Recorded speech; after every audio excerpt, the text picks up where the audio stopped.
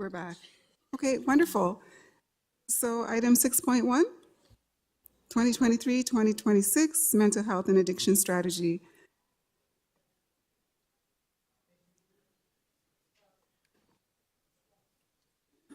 Test, test, test. Thank you. Yes, and presenting this particular report will be our system lead for mental health, and will be Ms. Shamin Sandhu. Thank you. Thank you. Good evening, everyone. I'm very happy to finally present TDSB's 3-year mental health and addiction strategy. As I go through the presentation, I'll refer to it as the strategy, and I'll begin with a brief overview. Can we go to the next slide, please? Thank you. And I think if we can just, yes, Manchu, that would be great. Just let all of it go. Thank you. The mental health and addiction strategy that we've prepared is as per policy and program memorandum, PPM 169, that has initiated certain protocols and continuation of wellness that all school boards are expected to follow. The next slide will explain a little bit more about that, but ultimately, just as a summary of PPM 169 and the relevant areas, it really centers a continuum of mental health and addiction care across school boards with our partners and treatment centers in our communities. It also grounds culturally responsive and evidence-based student mental health promotion, which also includes substance use prevention programs and supports. Next slide, please. And there are 11 components of PPM 169, all of which our strategy is addressing and supporting and building upon work that's already been done and also newer work that we're going to be initiating throughout. And this is just a summary of the different components that we have to meet in order to really support and ground the mental health care. We've done the 3-year mental health strategy, and many of these other pieces are parts that I'll briefly talk about throughout this. More detailed information about our plan is in the booklets that you all have in your blue folders, and you can see at the back of it, we have all the goals and the action plan for this year, which covers these 11 areas. Next slide, please.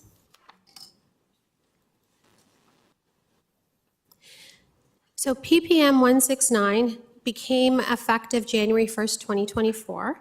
And again, it required all school boards to have a minimum of a 3-year mental health strategy, but in addition to that, a 1-year action plan.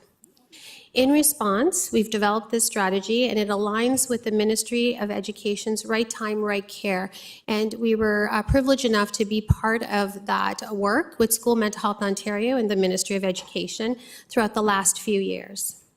And again, this framework focuses on providing timely access to mental health services and ensuring that all students, parents, caregivers, and guardians receive appropriate support.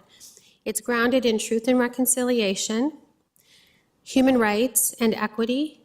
The strategy aims to address the effects of stigma, oppression, and racism on mental health, ensuring inclusive and positive mental health outcomes for everyone.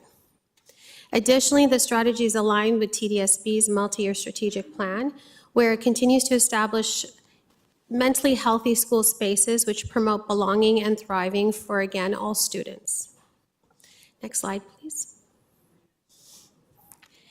This strategy was informed by a lot of consultations and work. We had feedback from about 1,000 responses through surveys and focus groups involving some of the data that we have up there. 295 parents, caregivers, and guardians responded to our requests of what they wanted in a strategy for their children at the Toronto District School Board.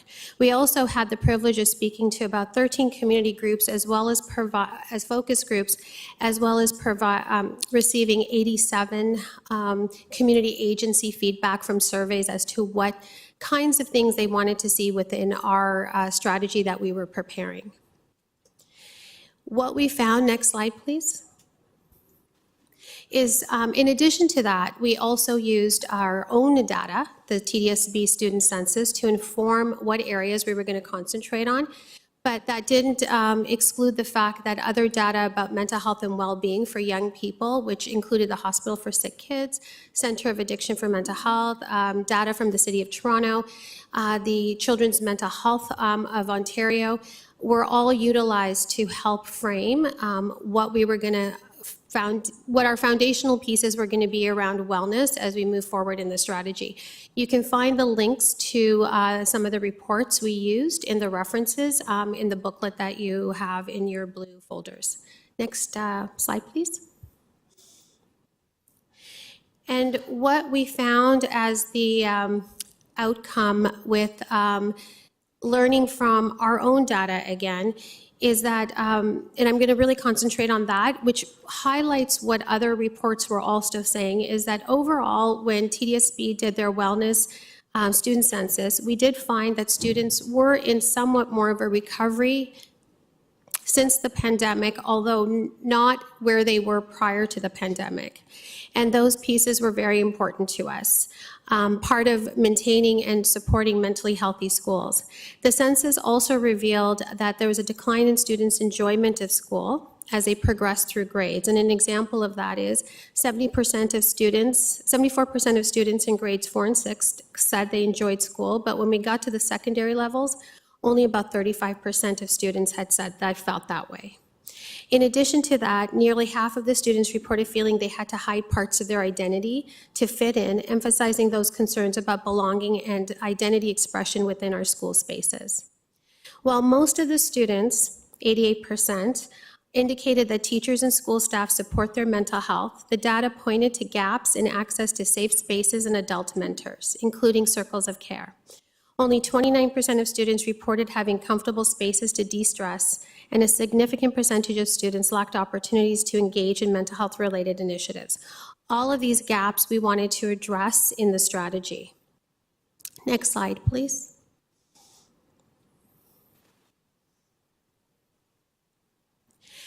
As a result of that, what this strategy builds upon is a foundation of previous mental health initiatives that have already been happening in local school spaces as well as board-wide.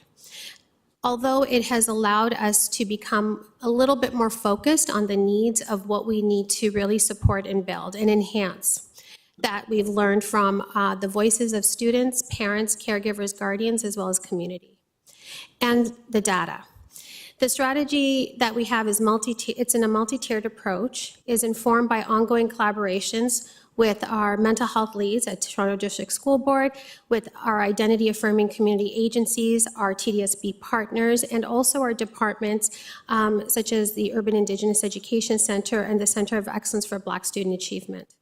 And that continues to build and promote well-being and positive mental health and engagement within school spaces, fostering belonging and feelings of mattering for every student, supporting every student to achieve success by integrating and ensuring their intersecting social identities are represented and also appreciated and included. And again, the ongoing engagement of building between students, staff, parents, and caregivers for circles of care, including our community. And with this strategy, schools are expected to integrate these processes through different initiatives supported by capacity building learning that we've developed for staff, which also includes parents, caregivers, guardians, and students. Next slide, please.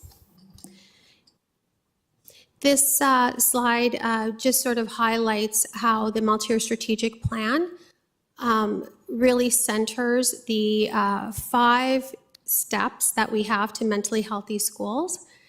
And Manshu, if you can, thank you.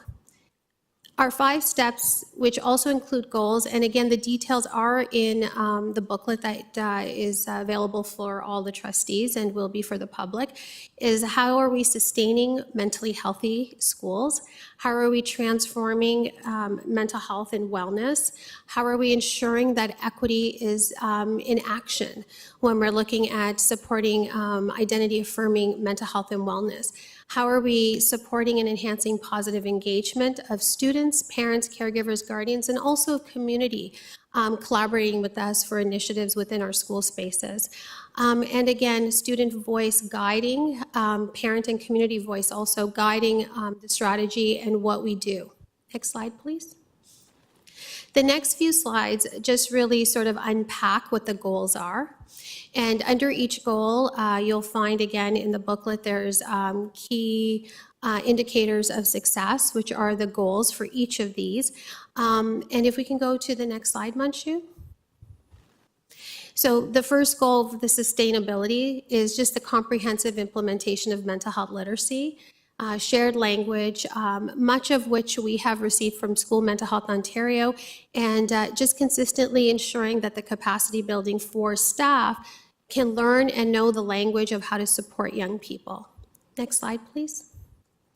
Transferring mental health, we learned a lot during the pandemic. We learned how to support young people who are virtual, and also how to bridge and connect young people who may be in different stages of their schooling, whether they are, again, virtual, whether they are in our alternative programs, and really building on those pieces with our community partners.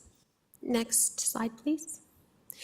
The equity in action, really embedding the principles, again, of truth and reconciliation, calls to action, ensuring that intersecting social identities are included in the work that staff do, and building our staff's capacity on those pieces.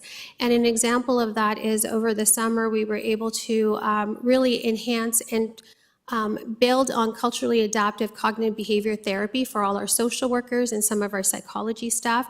So when they're working with families who have different identities than they may have, that the skill sets to work with varying different groups of young people within school spaces becomes something that is doable, but also includes building a circle of care with community. Next. And positive engagement. How are we making our school spaces mentally healthy that really positively engage our young people as well as our families and our community into those spaces, and keeping students within our schools and right till the end of their schooling careers in a way that builds positivity and really minimizes any kind of issues around mental unwellness. Next slide, please. And of course, again, as I said, guided by student, parent, and community voices. Next slide, please. I just wanted to kind of highlight some of the curated resources we have. This one slide, the QR code, I believe, is active, has over 1,000 resources that you can find, that families can find, that we've tried to put together in a way that hopefully makes sense, not just for staff to be able to implement daily mental health wellness.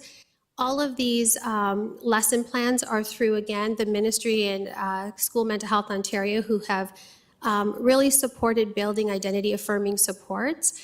We've worked with our partners in OTPT as well as SLP and psychology to build a curriculum of daily wellness activities for students with disabilities and neurodiversities of different ways of learning that can really support, again, a healthy classroom and healthy classroom spaces.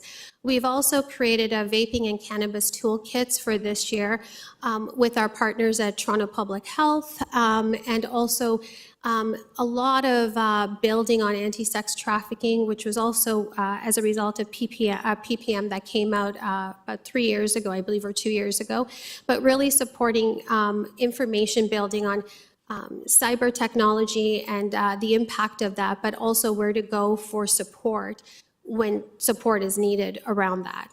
Next slide, please. This is just a visual of pathways to mentally healthy schools. We're going to be really building and working on parents, caregivers, and guardians, and some of that came up earlier today in our board meeting about how do I go about as a parent getting access to mental health supports within the school. And so we're working with our teams to build capacity and some tier 1 resources for parents to know that they can go directly to, for example, the manager of social work if they want some consultations around concerns they have for their child, and we can connect them with the appropriate staff member who can support them, or going through your teacher and administrator to find out who this assigned school social worker and or child and youth counselor or worker is to be able to support that capacity building. Next slide, please. And if we can go, one of the bigger initiatives that we're doing this year in order to really build on student leadership, and we've had some really great success, even though we're not at the end of September yet, and I'm very excited for the rest of the year, is we're doing a student mental health student ambassador program where with our professional support services staff, we're having students who will be co-leading events and mental health wellness in their school spaces with their voices as to what they think their school spaces need. We did a summer kickoff program during the summer, and we had, next slide please. We had, which is a little bit of an older slide now because things have changed over the last week. We had about, we had all those schools participate where students came together and actually left with a mental health action plan for their schools, which our staff are going to be supporting, so something tangible. And since then, we've had another 30 schools jump on. So we have about 50 schools right now who are working on this pilot project with our staff. And again, really increasing the capacity of these young people with our staff to be co-leading what they feel would be helpful around mental health and wellness for their peers. The students that were in this program were aged between 11 and 17, and that was a pretty interesting piece for all of us in such a beautiful way because you saw them connect and get together and think of various activities that they wanted to bring into their school spaces. So there's some excitement around there that we'll capture and hopefully be able to show the board as well as the public as we move forward in the school year. Next slide, please. I just wanted to really stress a few things as to how we're building the tiered approach, which is what the ministry and the strategy really has a foundational piece on. The tier one pieces is the building a capacity for our staff and people and staff who work within schools, as well as parents, caregivers, and guardians. And a lot of that is just, again, the foundational mental health shared language. How are we speaking about mental health, stigma? What does that look like? And where do young people go in order to be able to find and de-stress any kind of feelings or thoughts that they have? Part of all of that stuff is we want to build circles of care. We don't just want students who are feeling sad or maybe don't know where to go to be the only people that they're going to as a social worker or a child and youth worker. We want staff feeling equipped to be able to support young people, not necessarily in a therapeutic way. We have staff for that, although in a way of the adults and the circle of care. So the trauma-informed care from an equity lens has been something we've brought into many school spaces, and if you can see at the bottom, it's covered with the dialogue, the words there. But last year, our staff did about 2,380 presentations of all of these within schools to ensure that staff, again, knew the signs of suicide prevention and intervention. They knew the signs of anything around anti-sex trafficking. We started last year with ensuring that secondary and all the alternative programs had naloxone nasal kits. And also we're training social workers, guidance, as well as curriculum leaders on how to use them effectively to ensure our students were safe. Next slide, please. The next couple of slides we can go through a little quickly. I'm just being conscious of time, but this just gives an example about some tier 2 programming that we've done, and it's just a highlight of really amazing things that schools are doing, that our staff are doing in collaboration with teachers. Things around healthy masculinity. We had Exercise to Success, which is a program that works on mental health as well as physical well-being. There's a picture of it there where students and newcomers, and we come together and we integrated it into quite a lot of schools last year. We had about 800 students participate in it. And we're going to be expanding some of this stuff to do more work around that. Next slide, please. And altogether for about the tier 2 work within schools, our staff provided about 1,900 presentations and groups on different topics such as coping and de-stressing, learning about boundaries, healthy relationships, and we're continuing to do that in ways that make sense for the school spaces and what the needs of the students and what the administrators and staff feel are needed.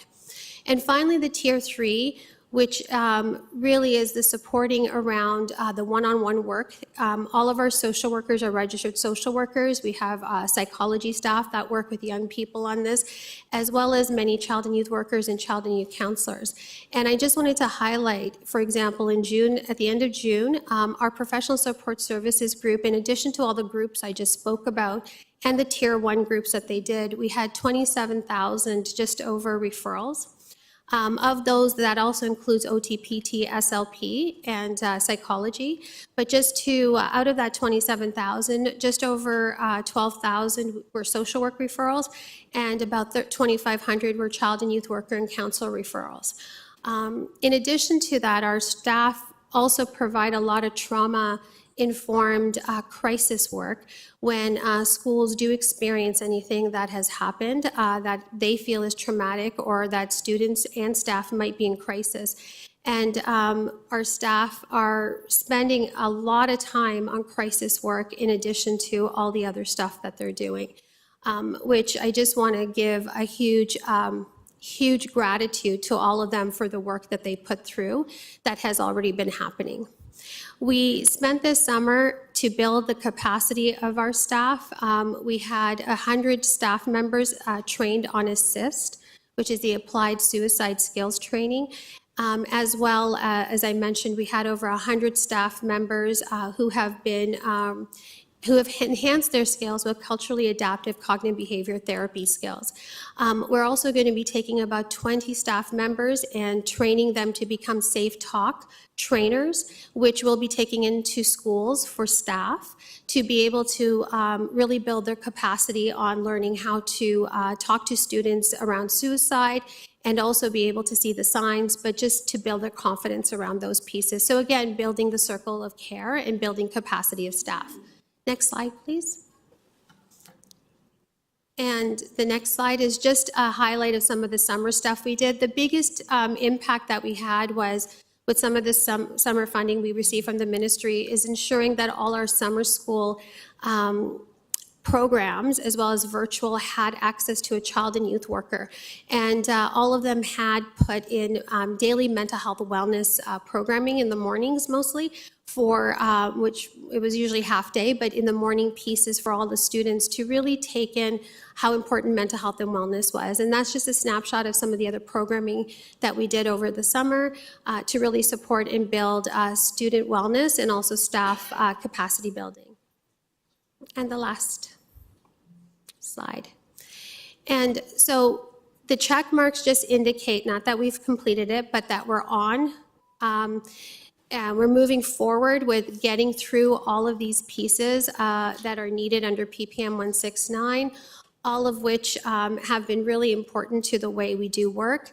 Two big things that have come through with the ministry through PPM 169, I just wanted to highlight, is the mandatory mental health literacy for students in grades 7 and 8, as well as in the civics course, which started this year. And our mental health leads are really supporting the teachers on building capacity on how to teach these courses in a way that, again, meets our multi-year strategic plan and our strategy.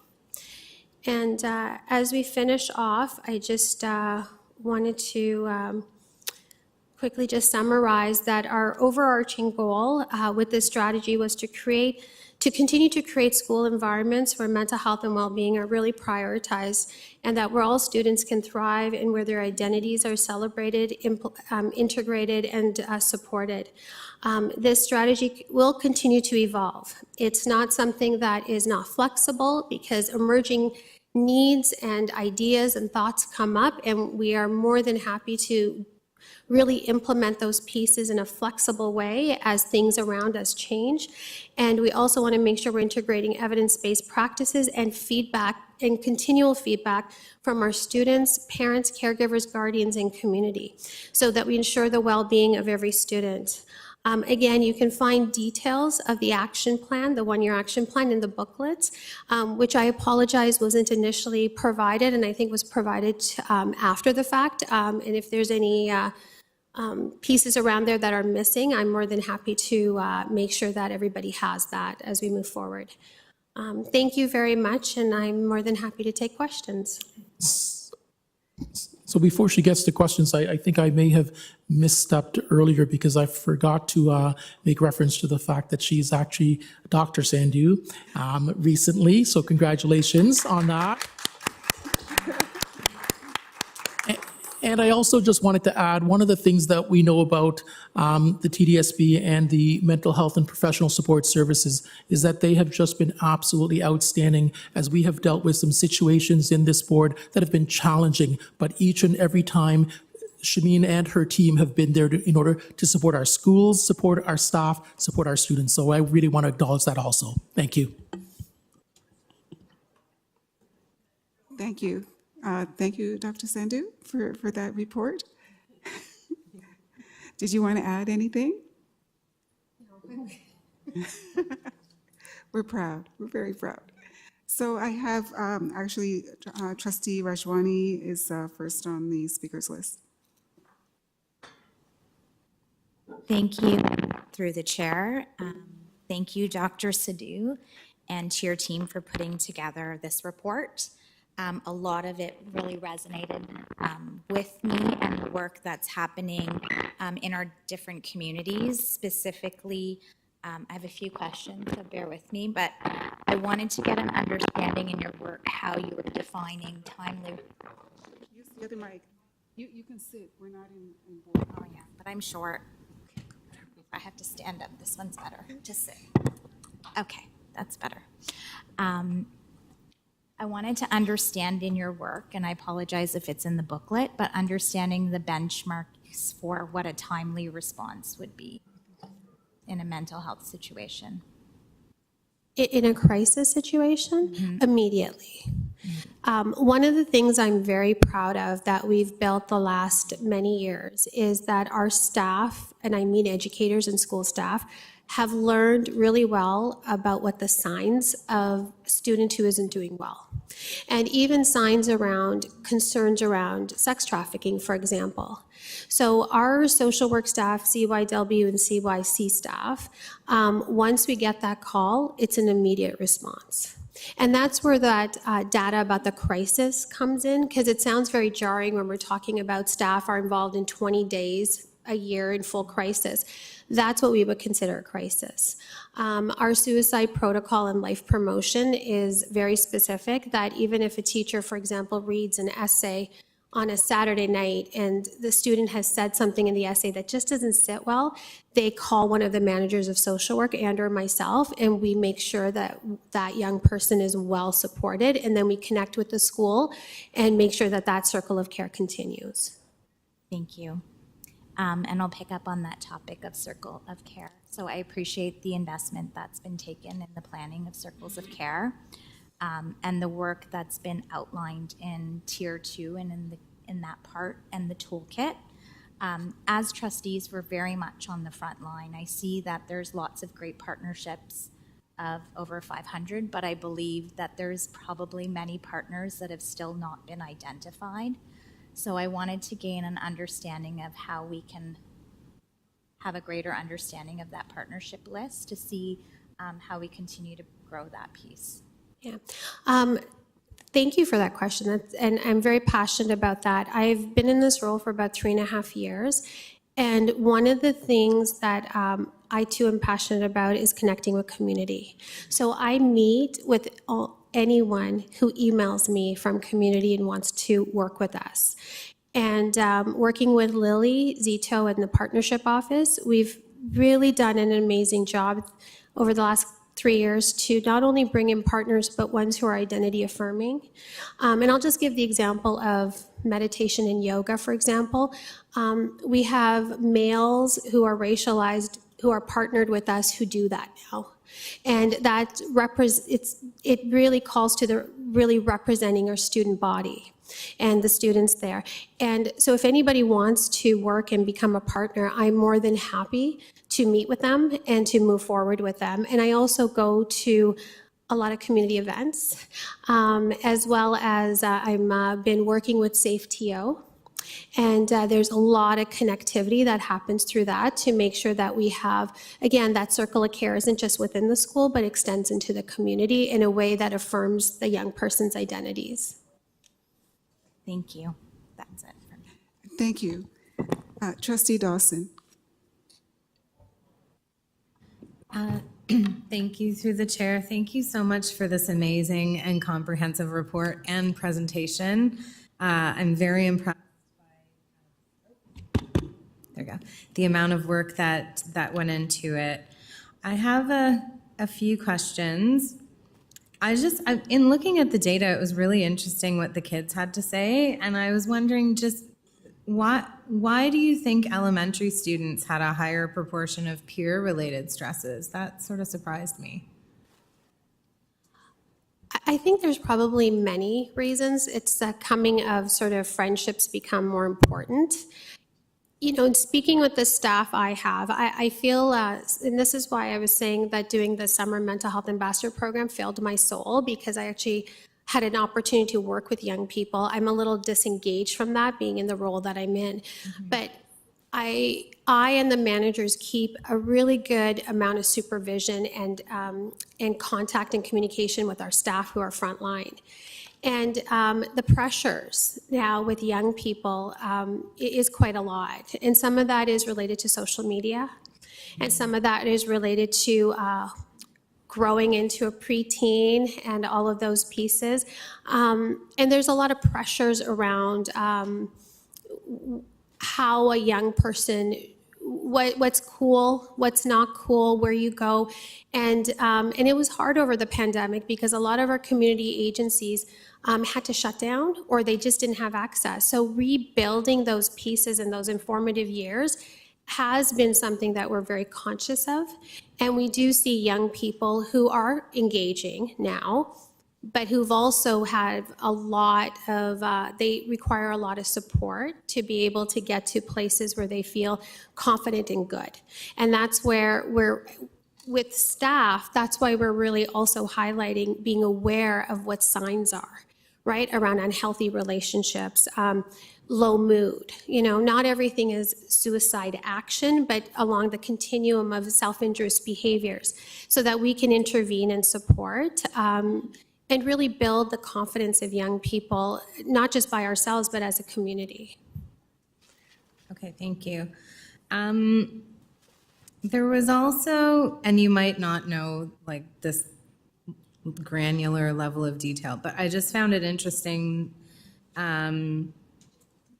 the part about being worried about high school as a stressor. And I was wondering, was that just grade 8s who answered that? Or was that, like, what proportion of that would have been grade 8s? I think our research department could probably answer that question more accurately, because that was from the TDSB census. But we do see in any transitional period, students get stressed out.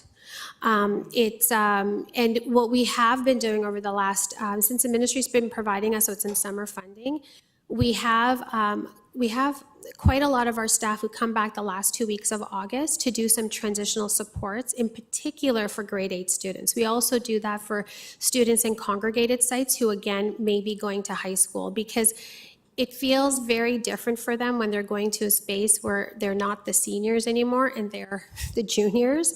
And there's a lot of anxiety around courses and doing well. It's not, you don't have a homeroom teacher in the same way. So that's what I suspect, just from what I know as a social worker. But I think if for the more detailed pieces, research might be able to provide us with that, and that's something we can get back to everybody with. Okay, thanks. I have a grade 8, so I was very curious about that one.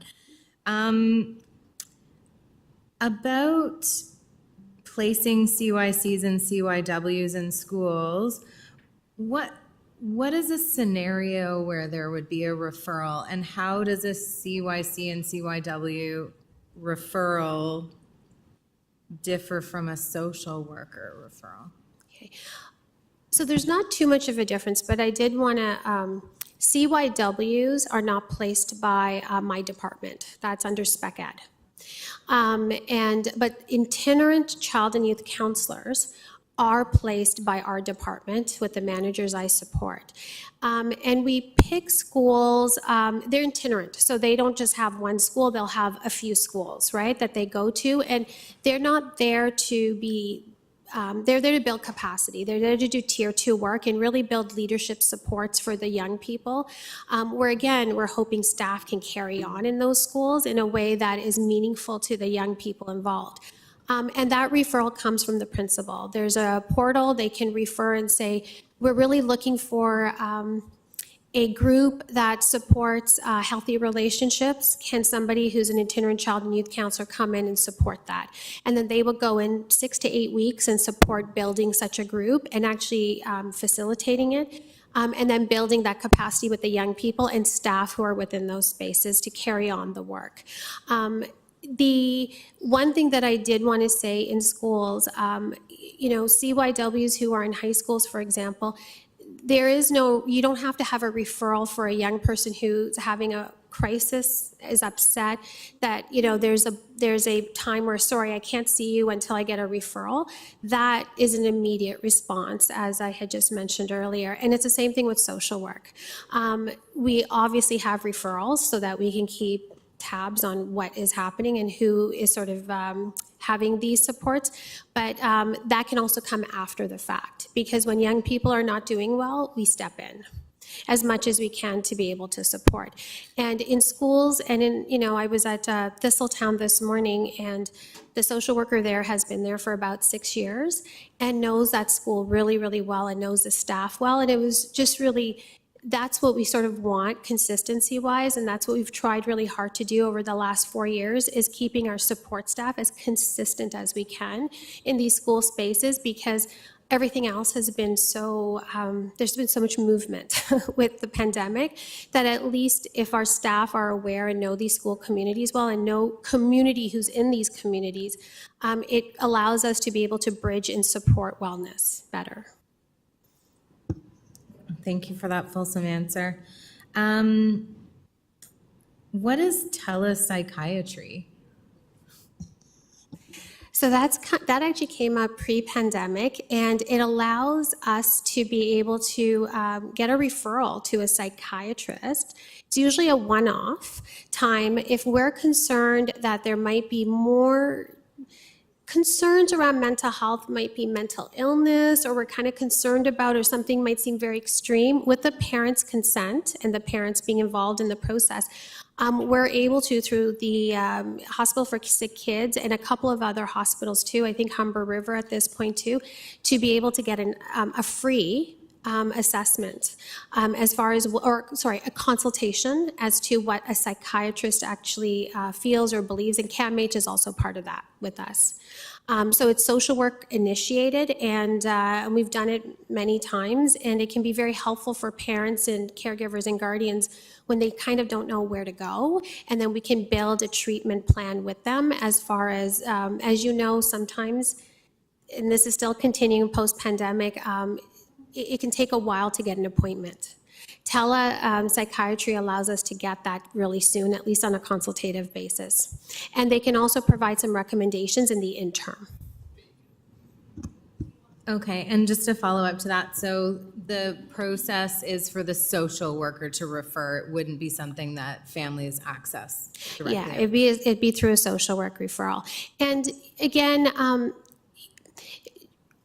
I just really want to ground the fact that, because when we look at barriers to care, what we've really tried at the school board here is that if a parent wants to speak to a social worker and say they don't want to go through the principal, which we would always want them to, but say they don't because of confidentiality, they can go directly to one of our managers of social work.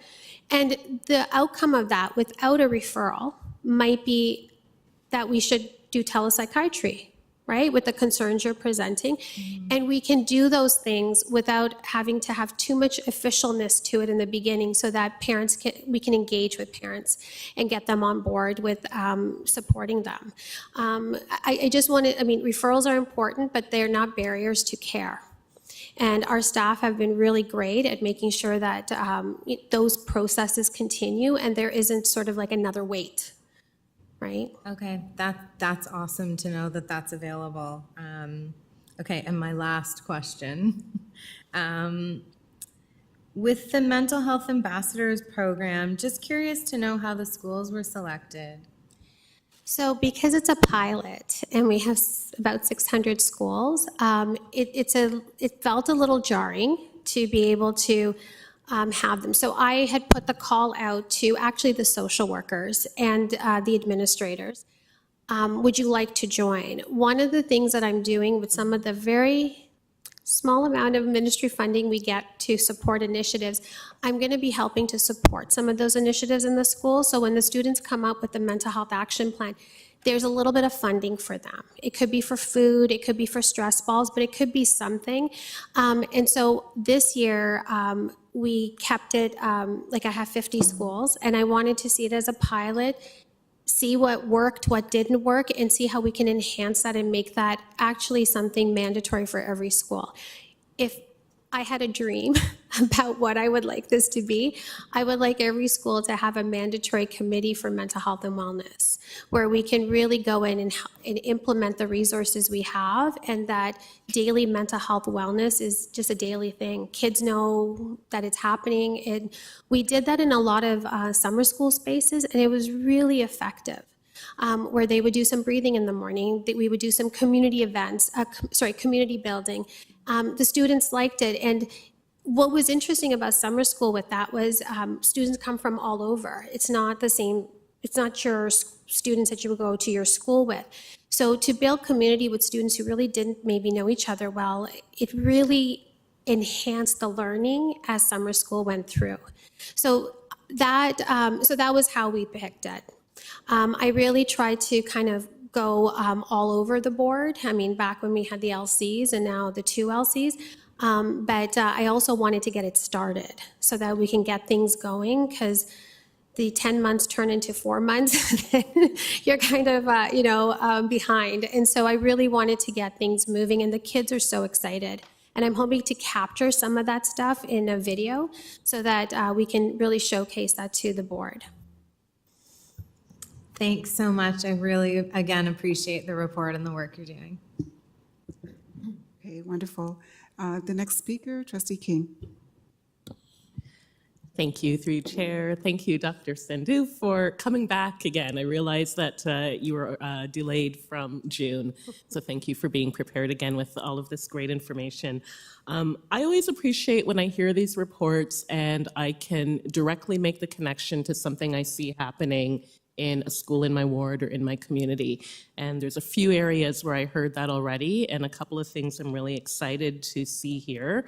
And then I have a couple of questions as well.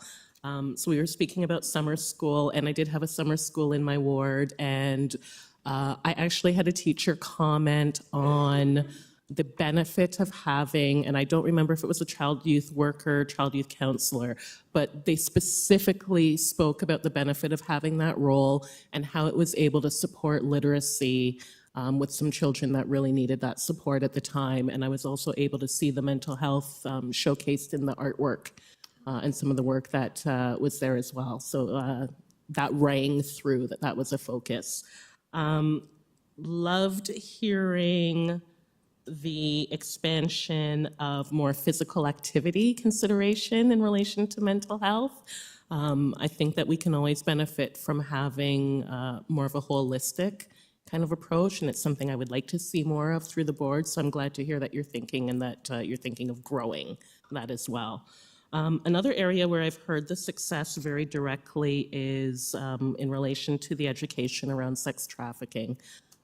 So I heard anecdotally a story where we were able to make an intervention that saved somebody from a situation that wasn't even a TDSB student, but it was the education through a TDSB student that was able to support somebody outside of our system. So I'm hearing a lot of this really evidenced, which is great.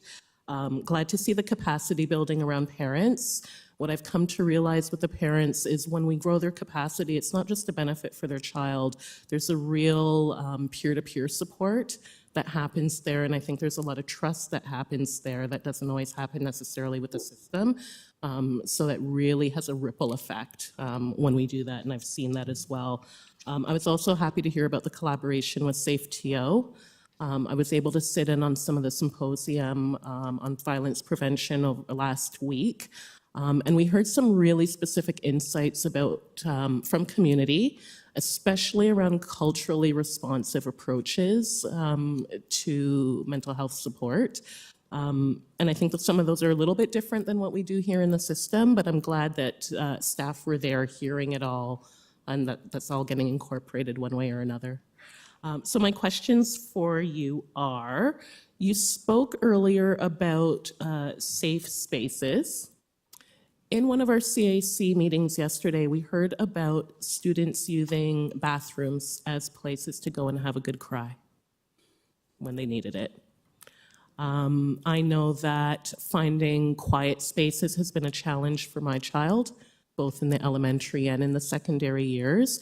And I was just wondering if there's anything within the strategy that just speaks a little bit more to physical space, kind of where are we at with that right now, and is there a thought about how that might grow as well? Oh, I thank you for that. So I'm a big believer that, and I know this is a new term. It's a very social worky term, so my apologies. But belonging is very, very important. But until we have students who feel valued and that they matter and they are seen, right? It can be very hard to feel like you belong in spaces. And so part of creating mentally healthy schools means that you have spaces where students, and really cultivated by students, that are places where you can de-stress and you can feel calm and you can go there and not feel judged, and also have support and have a circle of care, who might be your peers, but also adults who can help guide pathways to care, right? And there's a lot of conversation. Some schools do such a wonderful job of it, and some schools are in the beginning of their journey of trying to figure out how to do that. And our staff are there to help support and navigate those pieces with the staff. And like, again, I'm just gonna use Thistletown today. One of the things the principal there was speaking about was ensuring that there were some rooms made available that are appealing and are inviting and do provide affirming pieces to different identities and supporting identities. And that was one of the reasons that they were clearing out certain rooms to make sure they had those spaces. I do try to get to all the schools. It can be a little challenging.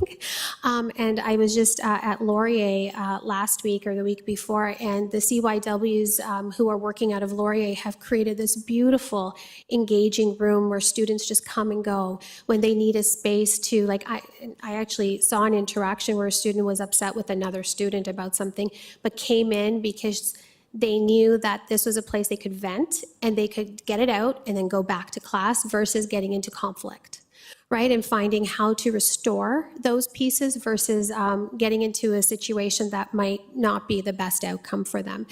I think that's still a work in progress, and that's something that our social work staff and our CYW and CYC staff have been sort of equipped to have those discussions with their administrators and school staff, but also talking to these young people to find out what is it that they want.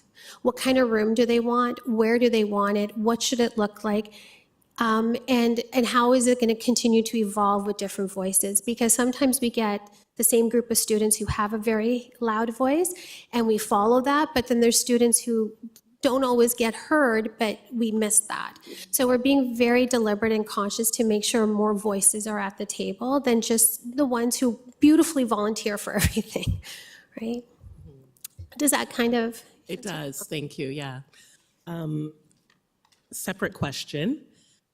The term trauma-informed is used throughout the report, and when you did speak to it, I know that you referenced it was used in relation to a recent incident of violence. So I just wanted to find out, from your perspective, when we see this, are staff being supported to think about being trauma-informed only when there's acute incidents, or are they thinking about the traumas that are carried over time from experiences as well? Thank you, because I love talking about this. And why I do, just to answer your question, I spent about a year before we even developed the trauma-informed presentation with community. Because there was something about trauma-informed practices and the way it was being taught, this is just around pre-pandemic, that didn't sit well with me. And one of those pieces are, what trauma-informed initially said was, instead of telling a young person what is wrong with you, trauma-informed talked about what happened to you. And that didn't sit well with me, because we don't really have the right to ask students what happened to them, and they don't really have the right to tell us. So what we've sort of developed, and again, this was with community, a lot of our community partners, including agencies that aren't partnered with us, who wanted to have a huge say in this, was, can we move to a place where we actually look at the young person as to what is right about them? Let's just start from an asset base. We don't need to know their history, we don't need to know, but we need to be able to work with young people and meet them where they're at now. And when we engage and build those relationships, all the rest will follow.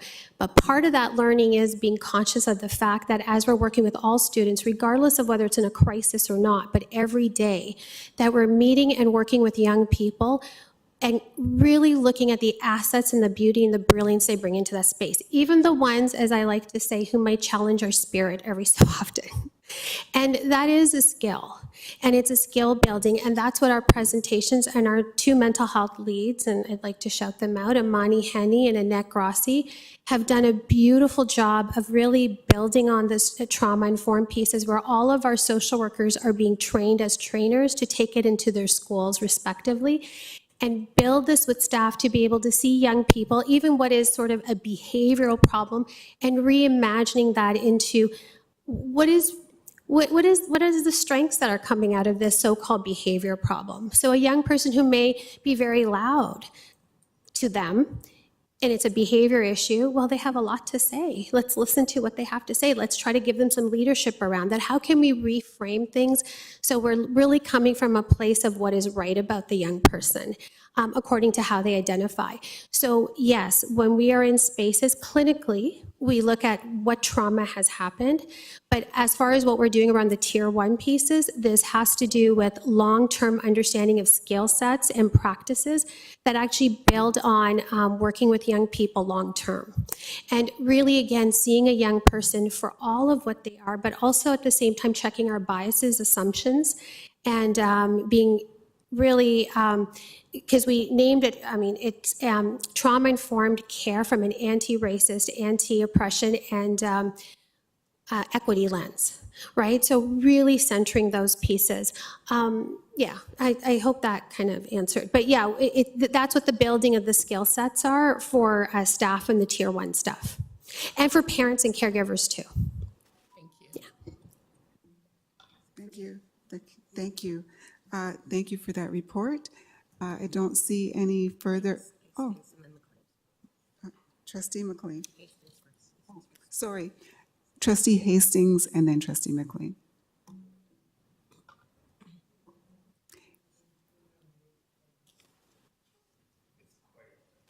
I have a question, and it's been a question for a while.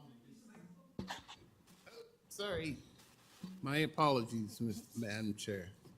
I have a question, and it's been a question for quite a while. We, the 22, and we are what I call very, very frontline workers. Where do we pick up, as you're telling me that your crisis intervention, where do we pick up first aid, as in first aid courses? Because we come across things that you're going to come across later. We're going to come across it first. So, Trustee Hastings, are you speaking to things that I spoke about, like, for example, the assist train, safe talk, that sort of piece? Because and you're talking about the trustees, correct? You're more than welcome, once we get our staff trained on that, especially safe talk is a really good one. It provides capacity building and skill sets on how to deal with a crisis, how to recognize a crisis, and also how to bridge supports for young people when they are in a crisis, and that also includes parents, caregivers, and guardians. We specifically chose that as far as our work around the prevention of suicide and awareness, because Safe Talk is a little bit more flexible, and you don't need to be a clinician to be able to take in the skill sets. As far as first aid mental health, that's another really great course that staff can take. And we do have a partnership with a lovely, lovely partner, Arifa, who does provide that for parents, caregivers, guardians, as well as for staff and for students.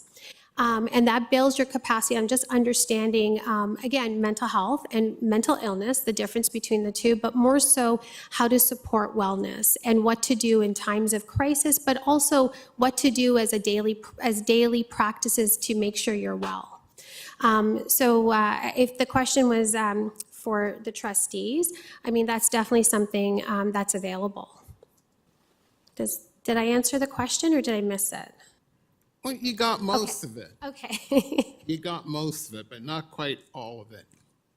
Is there I come to a situation, we come to a situation, we the 22 come to a situation where somebody's cut their hand off. What do we do?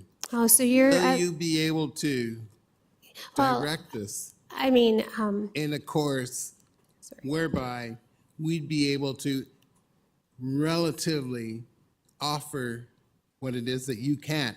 We're the first aiders.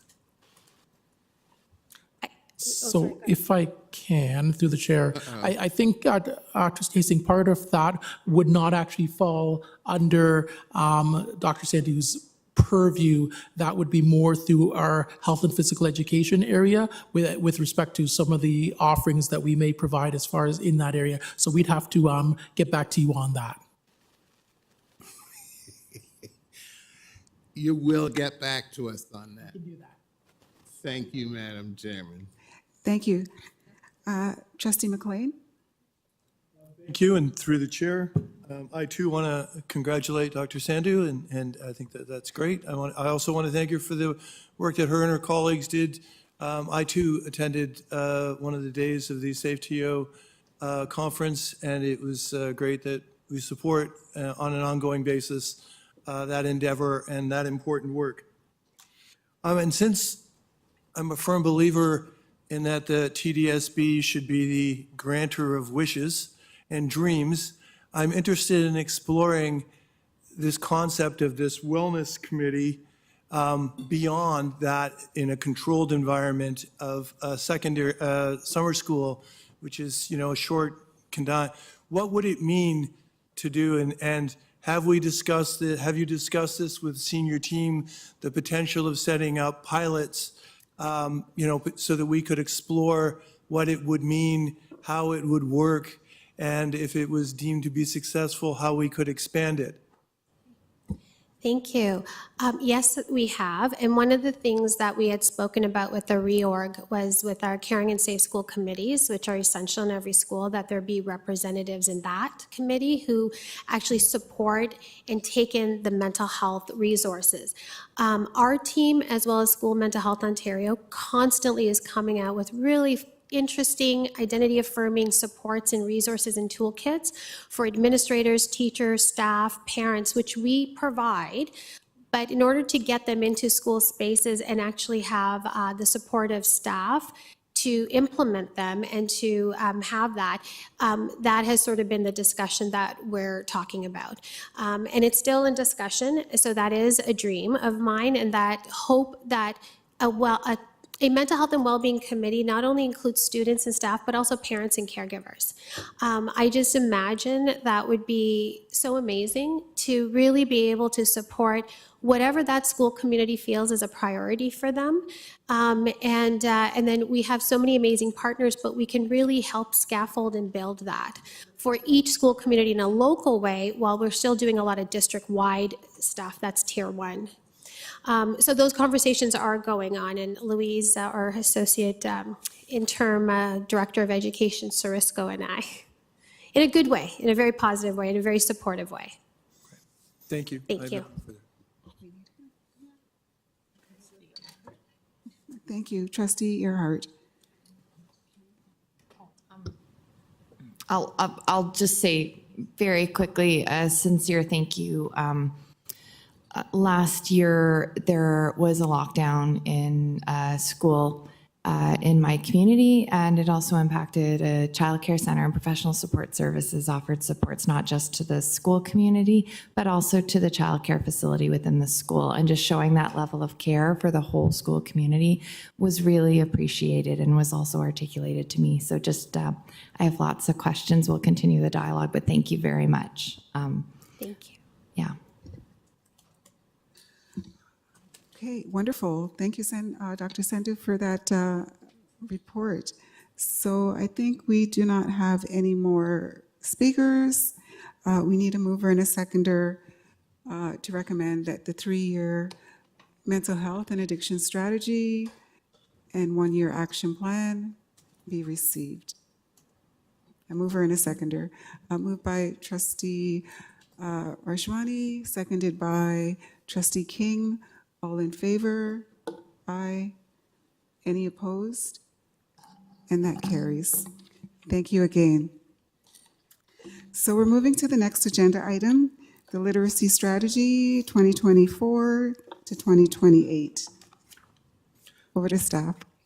Thank you, and through the chair, the literacy strategy represents a statement about where we have been, where we are currently at, and where we aspire to move towards. It speaks to the strategies that we'll be employing in order to get us to those particular targets and goals. I'm going to ask Interim Executive Superintendent Lynn Strangway to start the conversation with respect to this particular strategy, but I also want to acknowledge and say thank you to the entire team that went through in order to create this strategy over the last 6 months. Executive Superintendent Strangway. Through you, the chair. We're pleased to present this TDSB literacy strategy tonight, and I'd like to start by thanking our colleagues in the early years in care, early years in literacy, French as a second language, Urban Indigenous Education Center, Equity, Center of Excellence for Black Student Achievement, Special Education, the research team, and all the students, staff, and family members whose pictures are portrayed throughout this report and strategy. Next slide, please, Manchu. The literacy strategy for TDSB is built on the foundational understanding that literacy is globally recognized as a fundamental human right. And you can see the quote on page 2 of Appendix A from UNESCO that really outlines why it's so important that children, people have a basic level of proficiency, particularly because of the digitized world that we currently live in. So the Toronto District School Board has developed the literacy strategy, which does acknowledge every student's right to literacy proficiency and commits to realizing its vision of the literate learner. A student's literacy proficiency develops over time and has many layers of influence, including early exposure to conversations, books, print, and access to technology, opportunities for shared reading within families, and in various early years programs. Literacy is the language of learning. This strategy recognizes the very important role and value that families, parents, and caregivers have on their children's early and later literacy development, even before children begin school. TDSB has long recognized the critical importance of early learning. As a board, we've supported what used to be called Parent and Family Literacy Centers since 1981, and they're now called Early On Centers. While the name and scope of these programs have changed, early literacy, including children's exposure to books, stories, and print, and other forms of literacy, is still at the core of our Early On programs. Considering the impact of early word exposure, as noted in this report, we recognize that the long-term success of this strategy, in fact, starts well before children begin kindergarten. It starts in the home and in the valuable early years programs located in TDSB schools and surrounding communities. Last year alone, TDSB early on programs welcomed over 8,000 children. This literacy strategy also values multilingual learners and the importance of honoring and nurturing the multiple languages that TDSB students and families learn and that they use. Student voice and choice is imperative for children to become literate and successful in their schooling life. This literacy strategy lays out the framework, context, and roadmap of literacy learning, teaching, and leading in the TDSB for the next 4 years. Next slide, please, Manshu. So on the slide, you can see that there are several important factors that have contributed to the development of this literacy strategy, including global, national, provincial, and TDSB research and achievement data. You can also see that there are other key factors that have informed the development of the strategy. To highlight the major provincial milestones, the Ontario Human Rights Commission released the Right to Read report in 2022. In June of 2023, the Ministry of Education released the new Ontario curriculum for grades 1 to 8 and the D-Stream grade 9 curriculum. These curricula have 4 strands, which represent a comprehensive literacy program.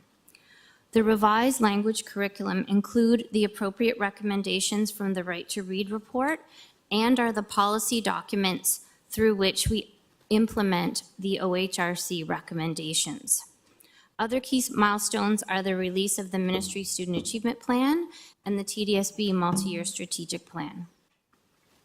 The goals, key actions, and monitoring indicators in the literacy strategy, which can be found from page 23 to 28 of Appendix A, are aligned with the Ministry Student Achievement Plan and the reimagined TDSB Multi-Year Strategic Plan. The literacy strategy is nested within the Achieve pillar of the MYSP, where all students reach high levels of achievement, success, and personal development. Next slide, please, Manshu. So on the slide, you can see the TDSB vision of the literate learner. This vision encompasses key competencies required for TDSB graduates to be successful in the complex modern world in which we lived. It's designed to support all students, regardless of their identity, to be able to create, communicate, read, write, and think critically with confidence, fluency, and enjoyment, regardless of the language of instruction. The TDSB aims to cultivate and inspire curious and innovative learners and citizens who use their critical thinking skills as readers, writers, and communicators to engage critically in the world around them and thrive in this evolving, diverse, and complex global context. For students to be successful in the modern world, their oral language skills must be nurtured from an early age. Fundamental literacy skills are required as part of explicit instruction within meaningful and culturally relevant contexts. Students need to be proficient across different forms of literacy or multi-literacies, including what we know as traditional forms of literacy, digital literacy, media literacy, and cultural literacy. The TDSB literacy strategy is an inclusive strategy that considers the harm that traditional education reform have had on Black and Indigenous students and their families. This strategy includes valuing Indigenous ways of knowing and learning and culturally relevant and responsive pedagogy. Next slide, please, Manshu.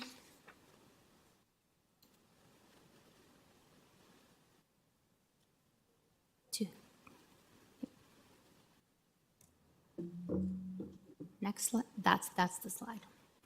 Okay. So on the slide, you can see some of the key data indicators.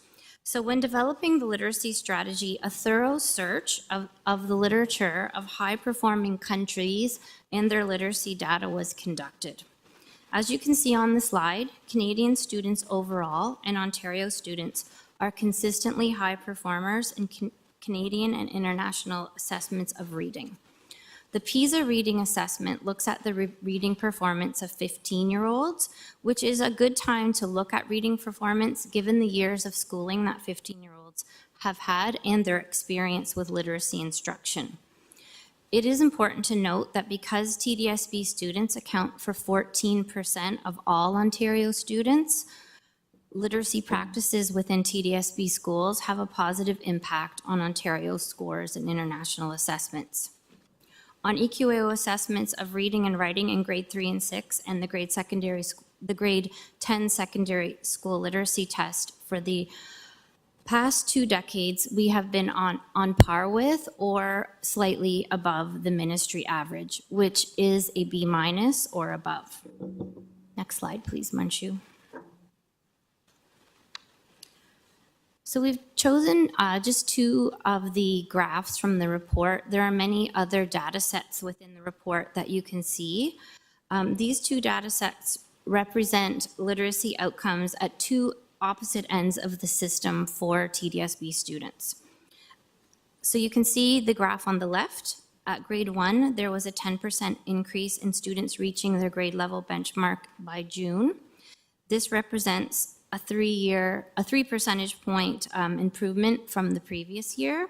And then on the right-hand side, you can see that for secondary school literacy at grade 9, while pass rates in de-streamed English courses remain high, with over 90% of all students receiving an English credit at the end of grade 9 and 10, the percentage of students reaching provincial standard, which is level 3 or B- and above, has gone down slightly in grade 9 by 2 percentage points, and more significantly in grade 10 by 7 percentage points. As I said, within the report, there are several data sets highlighting TDSB students' literacy achievement on the grade 1 system collection of data, EQAO, and report cards. The system reading assessment in TDSB measures reading engagement, oral reading fluency, and comprehension. The reason this is important is that literacy skills are utilized across curriculum areas. So the stronger you are in literacy, the stronger you are in other subject areas. The system data assessment tool is one source within a suite of layered assessments to assist educators with making decisions about the teaching and reading supports required by students. Our system reading data for grade 1s dipped during and coming out of the pandemic, which could be attributed to disruptions in learning for those students when they were in kindergarten during the pandemic. Some TDSB data shows that TDSB students have made progress or recovery since the pandemic. However, there are still too many students who've been underserved, including racialized students and those from low-income families not meeting the required provincial literacy benchmarks. System-wide approaches are needed to close current achievement gaps and address the disproportionate outcomes some TDSB students are experiencing. The TDSB literacy strategy aims to eliminate those disproportionate outcomes and achieve the vision of the literate learner. Next slide, please, Manshu. The TDSB literacy strategy includes a framework that identifies the goals, key actions, and key monitoring indicators related to the learner, the educator, and the learning environment. These goals and actions will be implemented across the system in both elementary and secondary schools, and the goals and actions are identified in the strategy are grounded in the following: the student achievement plan, the achieve pillar of the multi-year strategic plan, key big ideas from the Ontario curriculum, including the relevant recommendations from the OHRC Right to Read report, and the vision of the literate learner. The goals are broad in nature and will help ensure the strategy remains focused. The key measurement indicators demonstrate the approaches to not only measuring the actions in relation to the goals, but also serve as a means to support system accountability. The TDSB is committed to monitoring literacy achievement and ensuring educators are better equipped to meet the literacy needs of all students. Layered assessment and pedagogical documentation that highlights student thinking and wondering and honors family perspectives will be used to inform subsequent learning opportunities, teaching, and tiered intervention. Last slide, please. All right. The TDSB Early Years and Literacy team will develop specific implementation plans for each grade band from kindergarten to grade 12 that align with the multi-year strategic plan and the framework and the literacy strategy. Specific resources, supports, and professional learning will be included in the implementation plans with a focus on the Ontario curriculum from grades 1 to 9 and the relevant recommendations from the OHRC Right to Read report, comprehensive literacy, addressing pandemic-related learning deficits, and subject-specific literacy for transferable skills and application. With the support of all education partners, including families, community, educators, and leaders and students, this literacy strategy will support the overarching goal that all students, regardless of their identity, are able to create, communicate, read, write, and think critically with confidence, fluency, and enjoyment.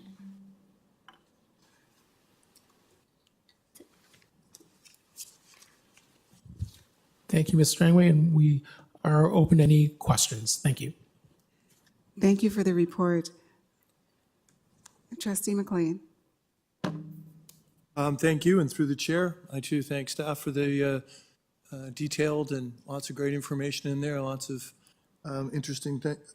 But tonight we began, hours ago, we began with a delegation, and Ms. Wild is still with us, so I feel morally and I feel obligated to ask about the difference between Tier 2 and Tier 3 and our strategies as it pertains to assisting these, I'm going to trust her in her 5% assessment of how many students are involved. And since some of our neighboring boards seem to be doing more than we're doing, so I'd like to understand that, if that's in fact the case, and if it's, and why that would be, I guess, and if we're moving in a direction to be able to provide additional supports or, so I'd like to kind of better understand our position as it relates to this.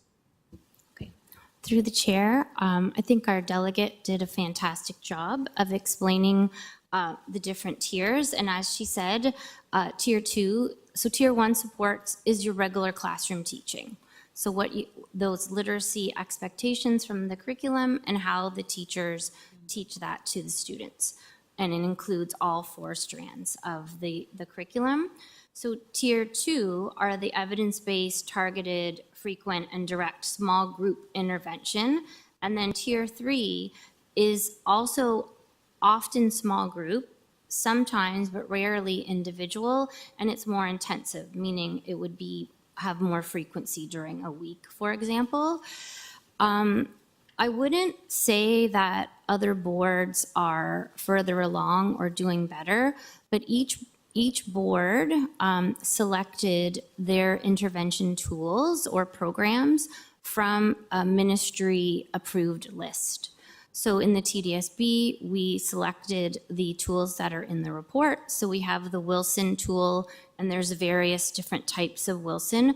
We have Empower, which has also different types of programming depending on the grade band, and we have Lexia Learning. Those are evidence-based, well-researched programs.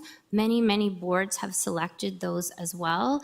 As the delegate said, the intervention that was selected in Peel is also on that list, but it's quite expensive. In 2022 and 2023, we were given funding from the ministry, so that's when those evidence-based resources for TDSB were selected so that every school had access. So we used our funding to make sure every school had access. Follow up, if I may, through the chair. Do I understand it then that if the program was free, we would be offering that this is a funding issue and this is about our ability to provide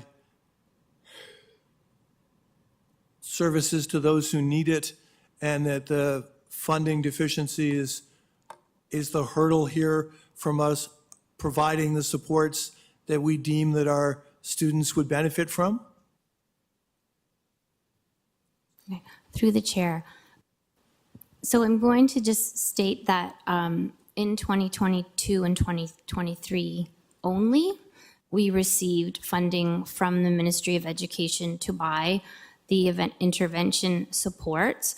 We currently use special education funding to continue to have Lexia in our schools, but we haven't been able to increase the other interventions other than we have Empower training going on this year in an added number of schools. So we have utilized the funding that has been given to us. And thanks to the chair, I think funding is always going to be a concern in a myriad of different areas, whether we're talking about literacy, numeracy, or any of the other myriad of other areas that we work in. I also think that part of the process is also a notion of prioritization, and where we as a board has made some decisions over time in order to prioritize different types of resources in order to support students. And so I think both of those factors play a role as we move forward. There are myriad of other boards that may actually do different things well. And there's also a multitude of boards that look to us for guidance in this particular field. And so I think there's always that notion of prioritizing different areas to ensure that we get to the best results for all of our students. Thank you. And again, I'll follow up through the chair, if I may. Given that the Premier likes to go on and on about our need to perform basic tasks around reading and writing, mathematics, and arithmetic, have we reached out indicating that we need additional funds in terms of special education supports designed specifically to help in the very basic building blocks of education, such as reading? And if we highlighted for the ministry or the Premier the downfalls of not being able to meet the needs of all our students?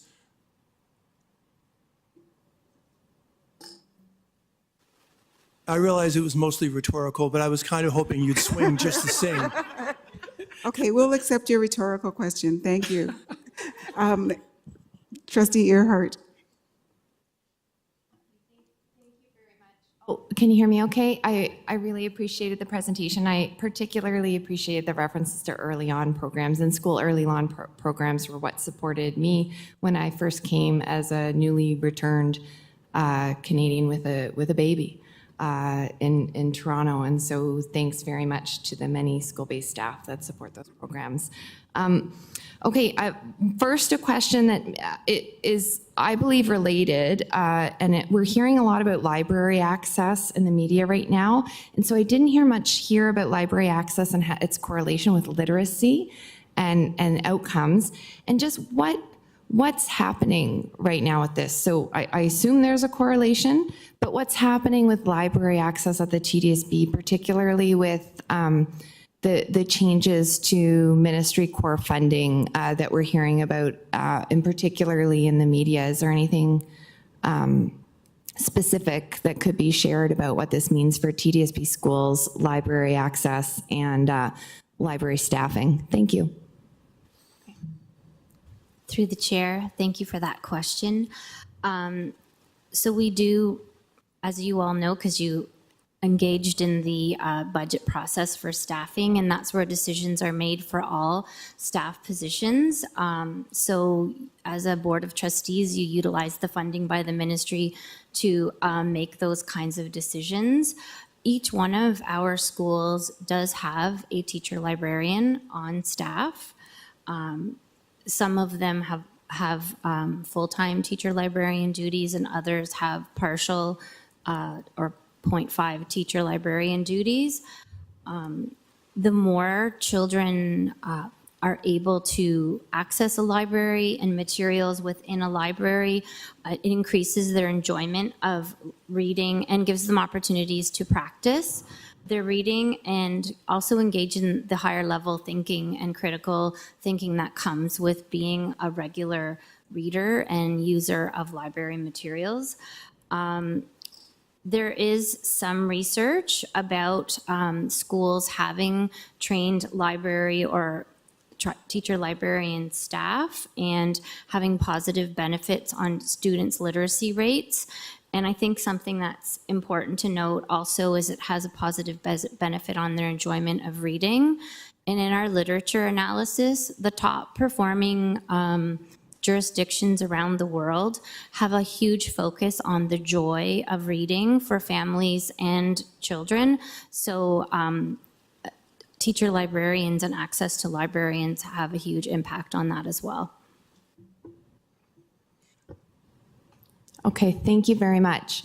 I'm going to move into the report right now, and I don't want my comments to detract from the significant successes that I'm seeing in this, particularly coming out of the pandemic, or coming through to where we are in the pandemic. Page 22, however, really struck me. It struck me as a parent and it struck me as a trustee. It validates what I'm hearing from constituents and from what I understand from the delegation earlier tonight. So page 22, the data tells us, however, that students from groups that have been historically and currently marginalized are still not being served well enough to meet the required provincial literacy benchmarks. And some of the data is lower than pre-pandemic levels.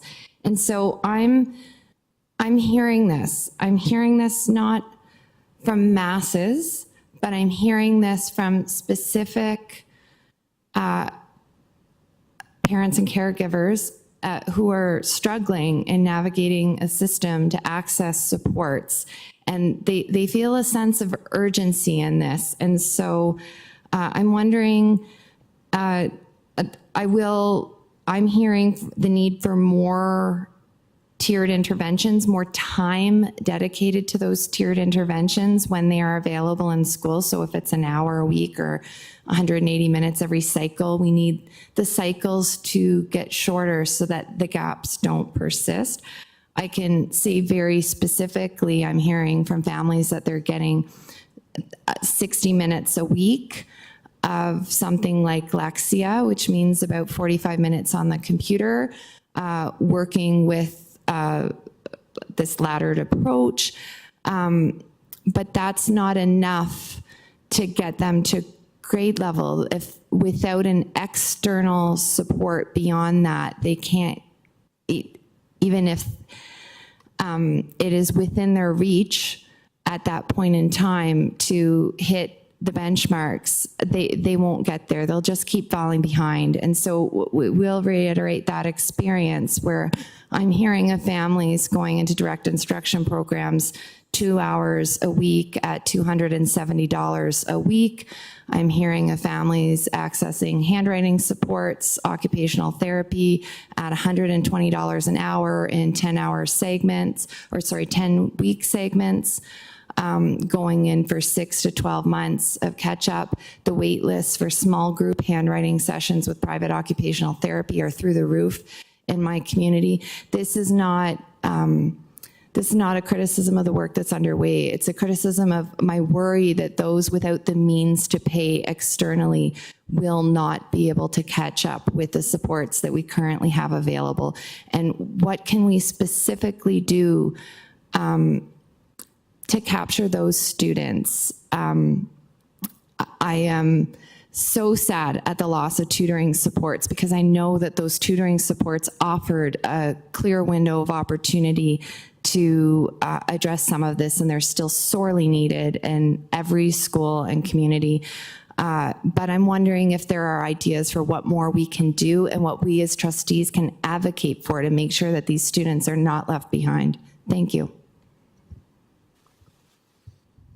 Through the chair, I'm going to start with the comments about occupational therapy, and then I'm going to turn it over to members of our literacy team that are online to answer some of the specific questions about time within an intervention.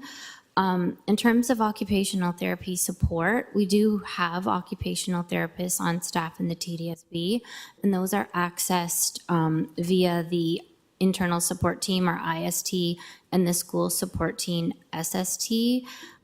Recognizing as a public school board, we always have limited access to those resources and prioritization happens, but that is the route to which parents and request that kind of support. But I understand it's a challenge given our limited resources. I'm going to turn it over to Lisa Teodosio, who's our centrally assigned principal for literacy and early years. She or one of the coordinators will speak to the questions specifically about the interventions, but just want you to know that every school has access to at least one. So I'm just going to turn it over to Lisa now.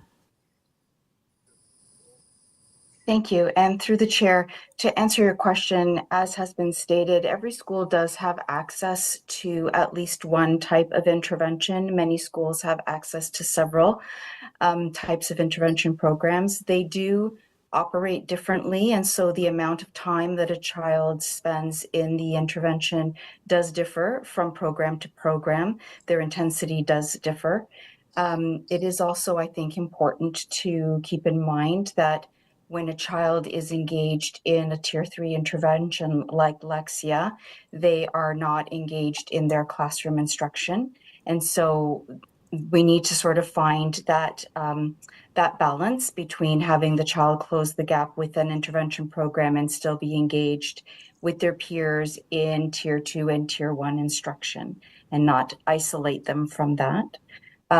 So I think that is kind of what we're trying to do. We're trying to also use the curriculum as our guide and help teachers, classroom teachers, to strengthen and fortify their Tier 1 instruction and their Tier 2 instructions, which happen, of course, within the classroom settings, and allow for that peer-to-peer interaction as well.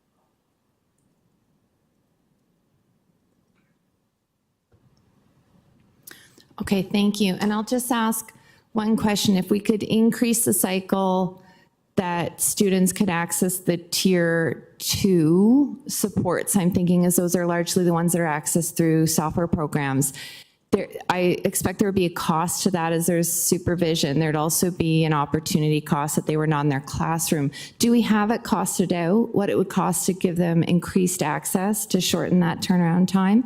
And I'm hearing that we're accessing special education funding for that.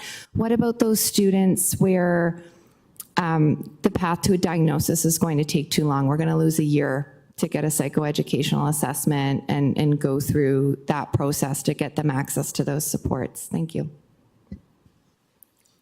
Through the chair, just a point of clarification, the Tier 2 supports are not just the online support. So Empower, as an example, or Wilson, they can be either Tier 2 or Tier 3, depending on the intensity of support that the child needs. I think it's really important for people to understand that each one of these products is targeted to a specific type or of learner profile, and there will be children that have a different profile and require something that we can't purchase in an available program. And so that's where we would have to rely on the expertise of other staff. You mentioned the wait for psych reports, and that was a recommendation in the Right to Read report. And Shameen isn't here right now, but our psychology department has worked really hard to reduce those wait times. So there was a time you might have waited 3 years as a parent, and now we've got everybody mostly within a year, which is a significant improvement. Never fast enough if you're a parent waiting for that. So I think for Lexia, and Lisa pointed out the struggle, right? What's the sweet spot between giving the right amount of intervention and not having the child miss other important learning time, because then, back to Shameen's report, that causes a lot of anxiety for children, and then that makes it even more difficult for them to learn. So it's really finding that balance where they have the amount of time for support, but also the inclusion within their regular program. So I'm not sure about the costing question, but we can definitely take that back to our special education team and ask that. Okay, thank you. And just as one last thing where I'd appreciate your response, I know I'm almost out of time, is that I am hearing from parents that are seeking to potentially transfer their students or their children because they're not clear whether the support that they're accessing is working, and they believe another school will offer a different support that's giving them hope. It could be another school in the TDSB, or it could be another board. And I'm just wondering if there's a response to that or how we approach those situations, just thinking about equity of access. Thank you. So through the chair, thank you for the question. I think at the end of the day, parents are certainly concerned about being able to access at the very best level, but those become conversations that they have to have with their teacher and then with the principal. We have to be able to find local solutions in order to support students each and every day in our classrooms, and that needs to be the first step for parents. Thank you. Thank you very much. Thank you. And I'll pass the chair. I'm the last speaker. So I've provided these questions in advance, so I will just say them all, and some of them I think you've touched on. So on agenda page 52, page 20 of the literacy strategy, it says that Tier 1 reading supports are available in every classroom in TDSB. And then on agenda page 55, that's page 23 of the literacy strategy, the goal is for students to be able to apply foundational literacy, for example, phonics, morphology, word, reading, etc., and to read, write, communicate effectively by the end of grade 3. And the questions, where will there be a range of literacy programs, program options available to schools, or will there be a board standard? The next question, which Tier 1 structured literacy programs are being made available to schools, and why were they chosen? How are teachers being trained in these programs? What is the plan for teachers to get release time for training to deliver the new literacy approach? You've received these in advance, so I'm just going to use my time and give you all the questions, and you'll have your fulsome response. So the second group of questions was around agenda page 52, page 20 of the literacy strategy. The Tier 2 or Tier 3 have been made available to all schools across the TDSB.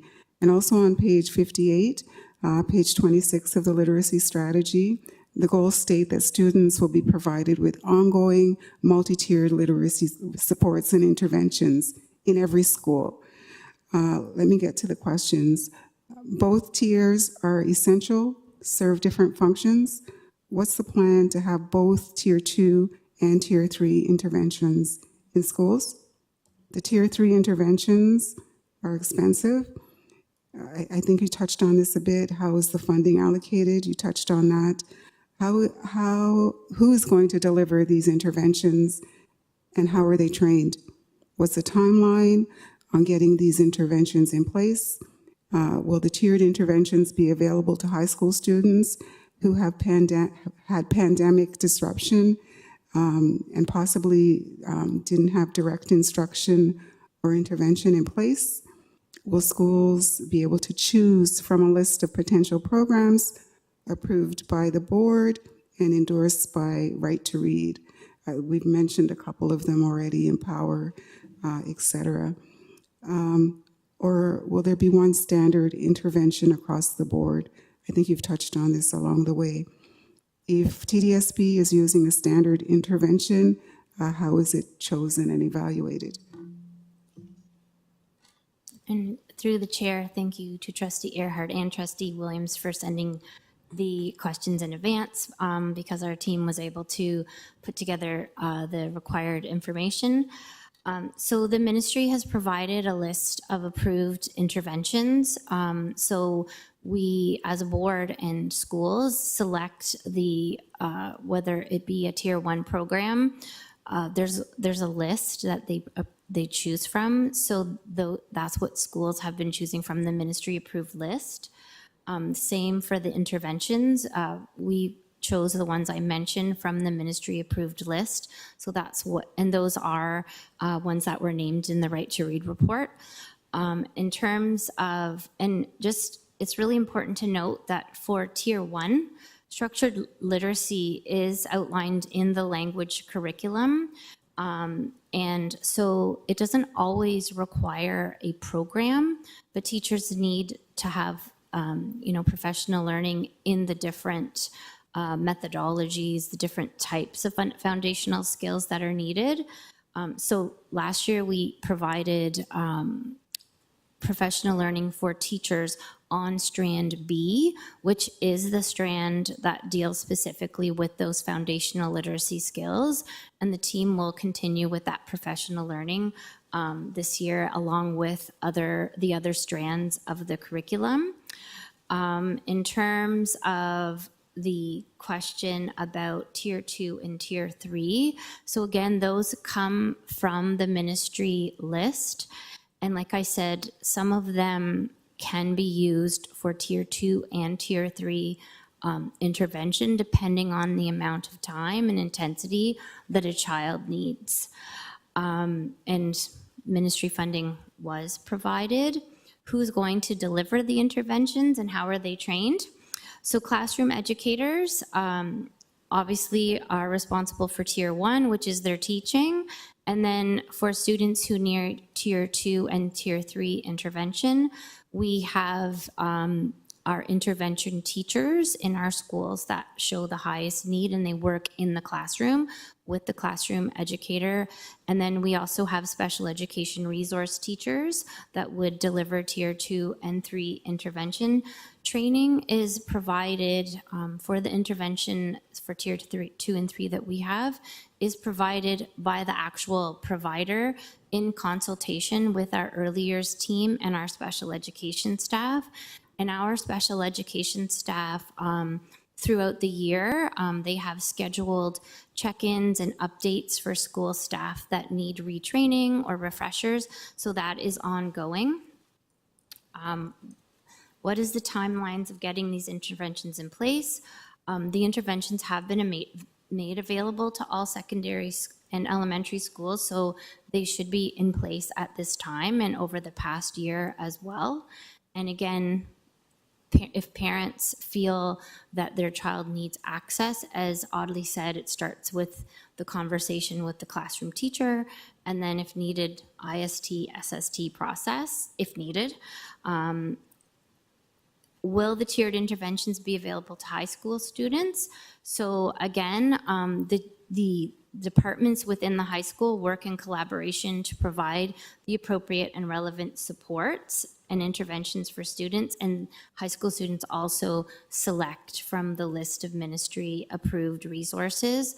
And I think it's important to note that some of our UPHS funded schools have been using their UPHS funding for several years now to do really serious intervention work with grade 9 schools, and they've had some creative ways and worked with our literacy coordinator, George, who is online, to develop resources to support that we have locally developed as well. For the next question around the potential programs, schools have been and presently choose from the ministry approved list for all of their resources, and the ones that we selected, as I said, had a solid and quantifiable research and data bank for us to be able to look at. I hope I got them all, Trustee Williams.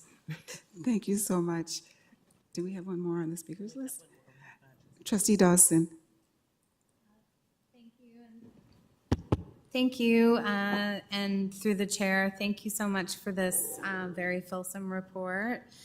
I'm always appreciative when you reference the right to read. I know that we don't exactly follow the entire philosophy, but I think that it's something that's important for people to hear, is on our radar at least. So I do appreciate the mention of that in the report. I do have a couple of questions that were provided to me by a constituent. So the first one is, what Tier 1 teaching program does the board consider culturally relevant? If there isn't one, or it hasn't been developed yet, what do we use in the meantime? Through the chair, that's an excellent question. There are issues with any of these commercial products when it comes to for them being culturally relevant. So that is where we, as I said earlier, not all work in helping children address any kind of reading gaps or difficulties they have come from a program. So our equity team and our Center of Excellence team have provided, in collaboration with our early years team, supports. We also, and professional learning on culturally relevant pedagogy in terms of literacy development and specifically fundamental skills, and also the broader aspects of literacy. Also, our early years and literacy team have on our websites for educators culturally relevant resources to assist with the foundational language skills. Those are available for everyone. All of our grade 1 classes last year and all of our grade 2 classes this year received a kit of fundamental literacy tools and resources and culturally relevant text to go along with them. So we, as a school board, have tried to fill the gap from the publishing industry on ensuring that all children actually see themselves in the learning supports that are provided. Okay, thank you. That's really helpful. I have one more question. So this is Rex, our rescue. She's underwater. Sorry. Okay. This may have already been answered in part, but I'm going to ask it anyway. The move to a more structured phonics-based approach to teaching literacy is an enormous shift that requires huge resources and retraining, not just in the JK to 2 space, but has ripple effects throughout all grades in special education. This plan sounds good with the emphasis on multiple literacies, but this is such a big shift that has been well publicized as a human rights issue. So can you give me more details on how this shift is happening and how it is central to the overarching idea of multiple culturally relevant responsive literacies? Through the chair, thank you for that question. As I stated earlier, the curriculum is the policy document that we are bound to teach in our schools. And so Strand B is the strand that includes the foundational literacy skills. But research tells us that all children need to learn those skills within a culturally relevant and meaningful context.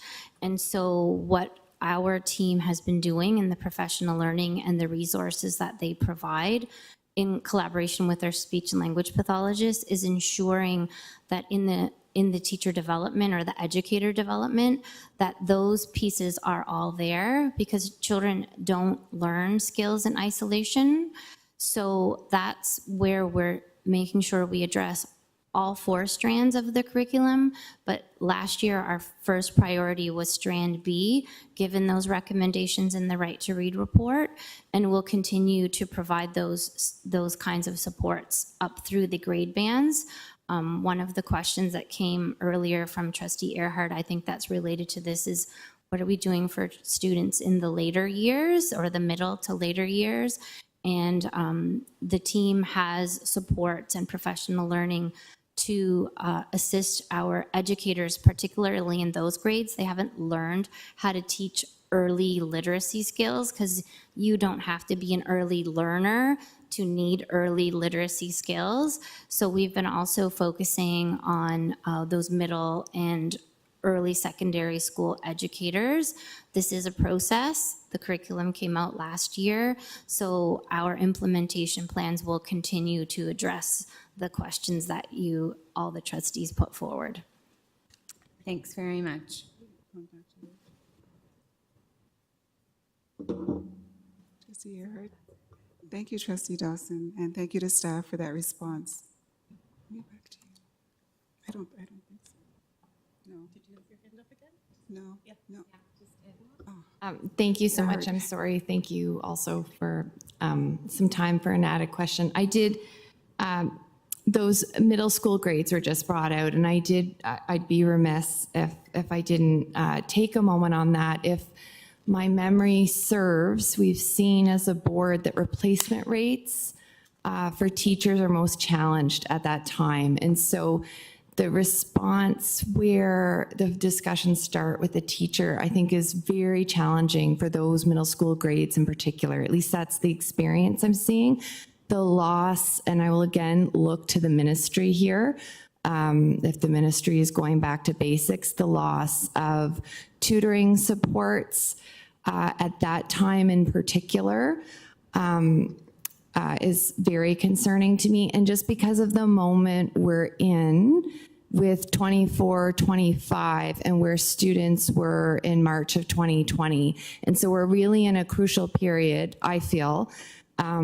Last year, I really saw it with the challenges for the replacement rates and students that really did not have the ability to solidify those gains, those foundational gains from the early years. And I am concerned that we may not have the way of tracking which students are missing out of the consistent teacher presence and may have affordability issues in terms of having been unable to access outside supports throughout these years. And so particularly in those middle school years, I will flag that I'm very hopeful that we're able to put some focus there so that we can do our best to support those students as they will make their way to high school.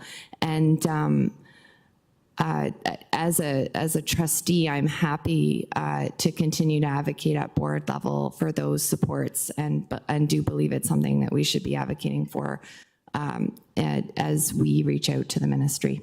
And I just appreciate any comments or insights on that in terms of what you're seeing from the data and the strategies that are being employed. Thank you.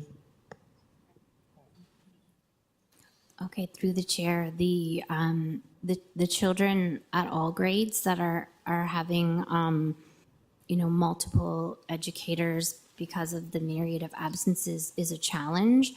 Principals, when they do their class placements every year, they try to consider those types of factors when they're constructing their classes with their staffs to make sure that if there was a group that had a lot of, I'm going to say, changes in the 1 year, that group hopefully would have stability in the next year. As a system, we're not really able to track that, but we are tracking all of those achievement data pieces, and we're also tracking as part of the multi-year strategic plan those attendance pieces and feeding that data back to school teams so that they can work with that. And all of those parts of the strategic plan, like the belong, the achieve, they all go together. So I think working on all of those different pieces will help us, but in terms of the teacher or educator staff shortages, it's a real challenge. And I know as a board of trustees, you've advocated to the ministry for some solutions and plans, and I think that's something that we'll need to keep doing. So Thank you very much. And as feedback, if there's any way to be able to better understand from a student perspective, which students are experiencing multi-year instability, to try to make some targeted interventions before they enter high school, I personally feel that's very important. And thank you. and I'm sorry if I could, through the chair, just one of the other things, because although the early years and literacy group provides the vast majority of the key learning around literacy, but we also have aspects of it in other areas, such as academic pathways and also through continuing education. I'm going to ask System Superintendent Felsen to just speak about one particular program, because I think it's just important that you are aware of it. Good evening, everyone, and through the chair, we do have a program through continuing education, which is funded to provide after-school literacy and math supports. Information will be coming out to schools actually on Monday. It's provided for grades 7 to 10, and there has to be a minimum of 15 students, but principals can identify students who are struggling to meet curriculum expectations, and after-school support can be provided to those students. Teachers are funded and paid for through the ministry funding. Thank you. Thank you. Thanks so much. I'd love to see that on Trustees Weekly, and I really appreciate learning about that program. Thank you. We'll be sure to add that. Thank you. So we're at the end of the speakers list. I need a mover and a seconder to move our recommendation that the TDSB Literacy Strategy 2024 to 2028 be received. Moved by Trustee Rajwani, seconded by Trustee King. All in favor? Any opposed? And that carries. We have one more report. Academic Pathways Strategy, supporting students from kindergarten to apprenticeship, college, university, and the workplace. And over to staff. Thank you, and through the chair, I'm going to ask centrally assigned principal, Ms. Edwards, and also Ms. Reeston, in order to join me in this particular presentation. Academic Pathways, part of what we are providing in this report is a bit of a history of what I would actually call a very significant success story in the TDSB. Somewhere around 2012, TDSB embarked on the whole process of identifying that for certain groups, there was disproportionate outcomes for that particular group of students. The students that we identified at that point in time represented predominantly Black and Indigenous students, and what was actually happening was, frankly, it was a travesty. What was actually taking place where students were being placed in applied level programming, and in many cases, people did not see a future in those particular programs. And as such, part of what a few schools within the TDSB, led by our research department in the sense that they provided a document called Structured Pathway that was created by Julian Perrick and others within the TDSB's research area, that talked about what we needed to do differently. And part of that difference was around what we called de-streaming and what evolved into academic pathways work. Part of, as a parent, as a racialized parent, you wanted to make sure that your child had every opportunity. And for so many parents, that just was not the reality. So TDSB embarked in that period in order to make a real difference. It started with 4 secondary schools and 3 elementary schools. It transitioned to 16 secondary schools, and then it moved forward. We literally were leaders across this province in this particular area, and the results have been significant for us as a board. So I'm going to turn it over to Lisa Edwards in order to start this presentation. Lisa? Thank you, Audley. So in discussing this report, it begins with discussing academic pathways and then moves into the different pathway options for senior level students, which is Alan Easton's portfolio. This report also outlines the history of addressing academic streaming in the TDSB since 2012, with reports such as sifting, sorting, and selecting, as well as restructured pathways, to the ministry's mandated academic courses beginning in 2021. The TDSB has set goals to eliminate disproportionate outcomes for students from racialized backgrounds. By developing academic pathways, the TDSB is working to remove barriers and create opportunities and better life chances for students. For some families, these opportunities can lead to generational change. This report also presents data on enrollment trends and university participation rates. Alan? Thanks, Lisa. Evening, everyone. Another long night. We all know that the ministry has been pushing for more students to enter skilled trades and apprenticeships. And so the second part of this strategic report provides some background on the various options that are available to students in the areas of apprenticeship and the workplace. It outlines the requirements for the Ontario Youth Apprenticeship Program, a specialized version of OEAP called Accelerated OEAP, dual credits, which are college-taught courses that count both towards college programs and high school diplomas, as well as our specialist high skills major programs. Many of our outlined actions are about the need to keep doorways open for students to maintain that all pathways are viable. And some of our actions are around continued education and professional learning with our staff about the variety of pathways available to students. I do want to draw trustees' attention to the new ministry pathway initiative, which is what they have now called the Focused Apprenticeship Skills Training, or FAST for short. Trustees may recall about a year ago, the ministry put out a call for a response to a proposal that would change the requirements for high school students that would have allowed them to leave school at 16 and enter the trades. And both staff and trustees responded to that request for feedback to the ministry. We were pleased when the ministry pivoted last spring, late last spring, to this new FAST program. Scheduled for implementation in September of 2025. Now, while we don't have all of the details yet from the ministry, what we do know is that FAST will become part of OEAP, that students will stay in our system as full-time students until graduation, but they'll have more latitude to complete additional cooperative education credits in the skilled trades, and that will lead them to a special seal on their diploma. So I think that's great news for us. I guess I'll turn it back to Lisa just to offer some commentary on our timelines. Thanks, Alan. So this strategy outlines the action plan, associated timelines, and key monitoring measures aimed at achieving the 3 objectives guiding the academic pathway strategy. The academic pathway strategy will be implemented over the duration of the multi-year strategic plan from 2024 to 2028. Thank you. Thanks, Alan and Lisa, and we're open to any questions. Okay, seeing no questions, could I have a mover and a seconder?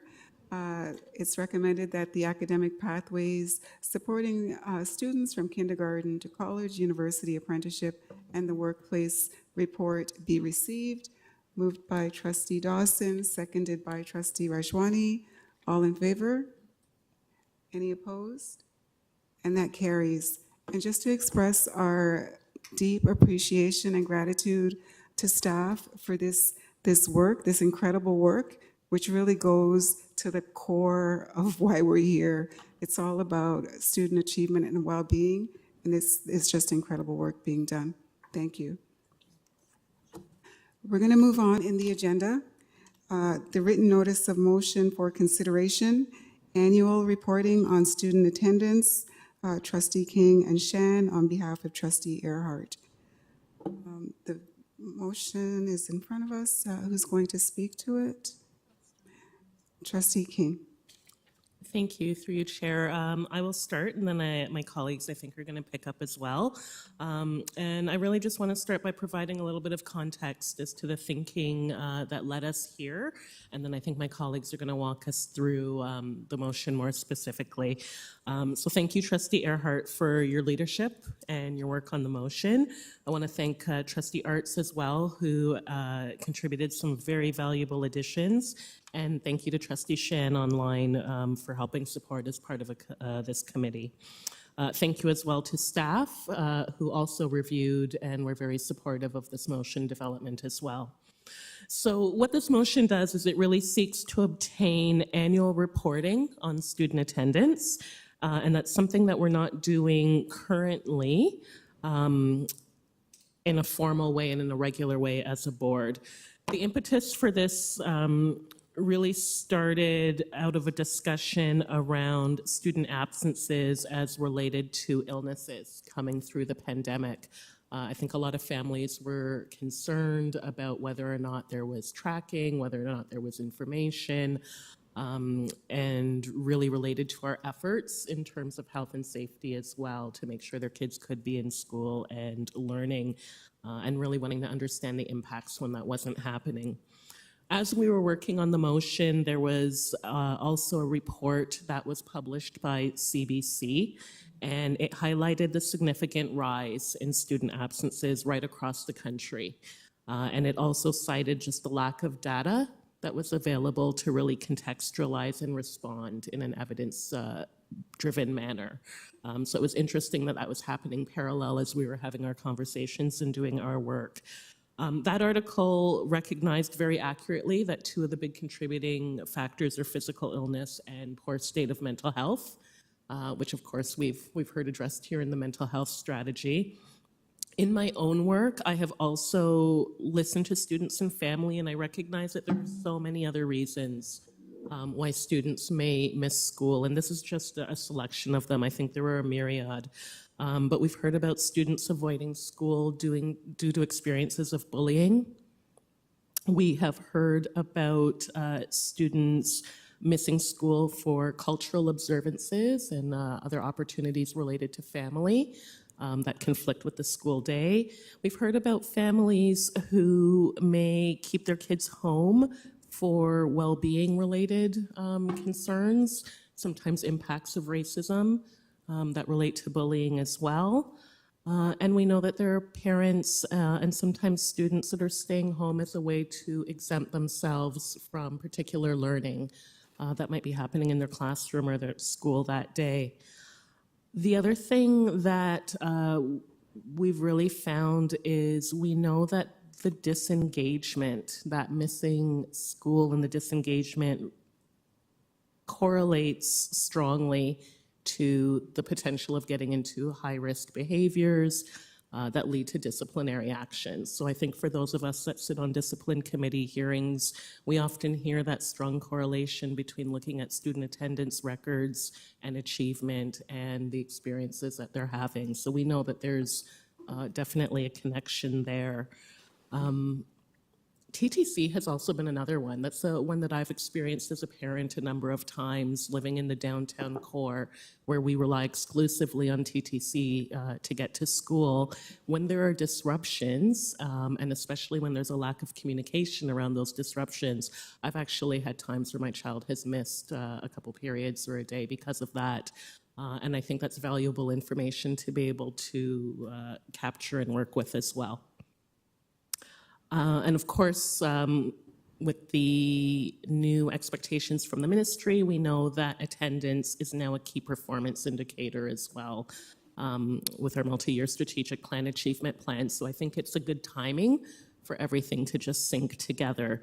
So just given the connections between attendance, achievement, and well-being, we think it behooves us to gain more understanding and to be able to make some informed decisions about how to better support attendance through programs and how to allocate resources that support that as well.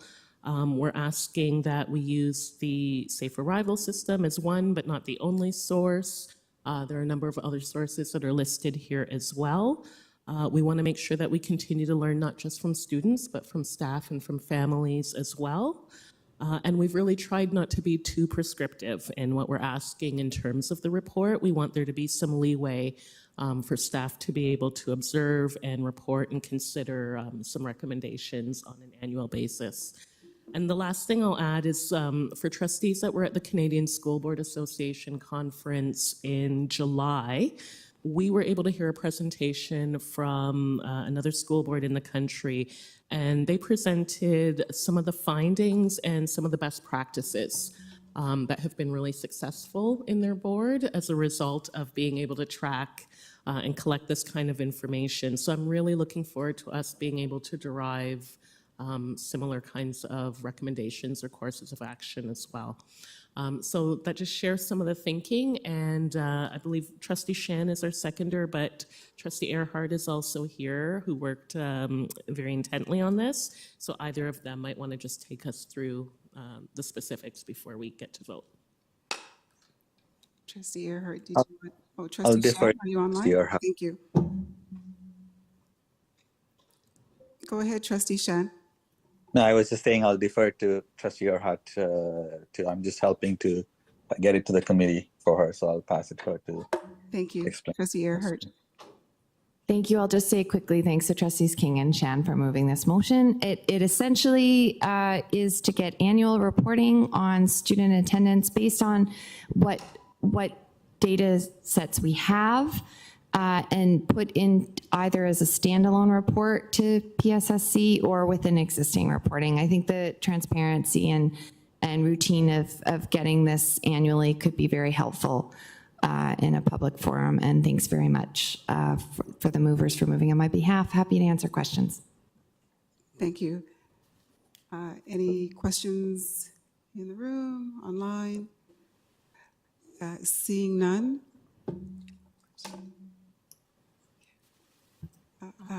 Acting Director Sherishko. Thank you, and through the chair, I just wanted to comment on the motion as well as the comments from Trustee King. Really, really important data set for us to be analyzing, and we are very supportive of the following up with the challenges that have been expressed. And I would be very interested in learning the board in Canada that is seeing effective practices so that we may include that in our practice. In regards to the data sets, Trustee Earhart, through the chair, these are available and will be important for us to watch. Dr. Cameron actually was just sharing with me data patterns, and we will bring this to a report to you. It is very, very interesting. All of our absences across all grades have jumped significantly by 5 days, and the pattern across the grades is identical. So there is compared to previous years, but the average has just risen. So if you can imagine a graph that the same pattern has been for 6 years previously, this last year, it has just moved up in average, but the pattern remains the same. So there's something very much going on post-pandemic. So I just wanted to reiterate, staff are very supportive of this, and we would incorporate, I think, the data through the means by which we'll be reporting on the new multi-year strategic plan. This fits in with belonging very significantly, and we'll make those ties accordingly. Thank you. Thank you, Acting Director Sherishko. So seeing no one else on the speakers list, the motion is there in front of you. On the screen, we had a mover and a seconder, Trustee King and Shan. All in favor? Aye. Any opposed? Seeing none, that carries. I just want to draw everyone's attention to the written notice of motion. The Latinx Task Force, moved by myself and Trustee King on behalf of Trustee DeVitas, and it's there for you to see. Before we go to the adjournment, I just want to share how grateful and hopeful I feel. My spirits raised as we approach the late hour ending this meeting. And just a reminder to everyone that the National Day for Truth and Reconciliation is on September 30th. It's fast approaching, and Orange Shirt Day is observed on the same day. It's been mentioned a number of times during this meeting, you know, with equity as a guiding principle and a commitment to the implementation of truth and reconciliation calls to action, the TDSB's multi-year strategic plan will guide and focus our work for the next 4 years. And we do this by embedding Truth and Reconciliation Commission of Canada calls to action in delivery of all educational services improving educational achievement outcomes for all First Nations, Métis, and Inuit students, creating learning and working environments that are welcoming for First Nations, Métis, and Inuit students and staff, educating all students about Indigenous histories, contemporary contexts, cultures, and perspectives, and providing all students with opportunities to experience learning through listening to, learning from, and working with Indigenous peoples and perspectives. The story of Grassy Narrows, told by the Grassy Narrows First Nation community, is important for us all to hear. Grassy Narrows has been significantly impacted by mercury contamination since the 1960s and 70s. And we can continue to learn about and share the story of Grassy Narrows so the truth may be known. It's only by knowing the truth that future generations can choose to walk a path of reconciliation. And supporting Grassy Narrows can make a significant difference in the ongoing fight for justice and environmental restoration. And some of the ways you can take that action: raise awareness, advocate, show solidarity, support Indigenous businesses, volunteer, and just learn about the history and current issues facing Grassy Narrows. And that's my reconciliation for today. So at this point, the meeting is adjourned. Thank you, everyone. Oh, I need a mover and a seconder. Moved by Trustee Rajwani, seconded by Trustee King. All in favor? Sorry, Trustee Dawson, seconded. It's late. All in favor? Aye. Any opposed? And that carries. Have a good evening, everyone.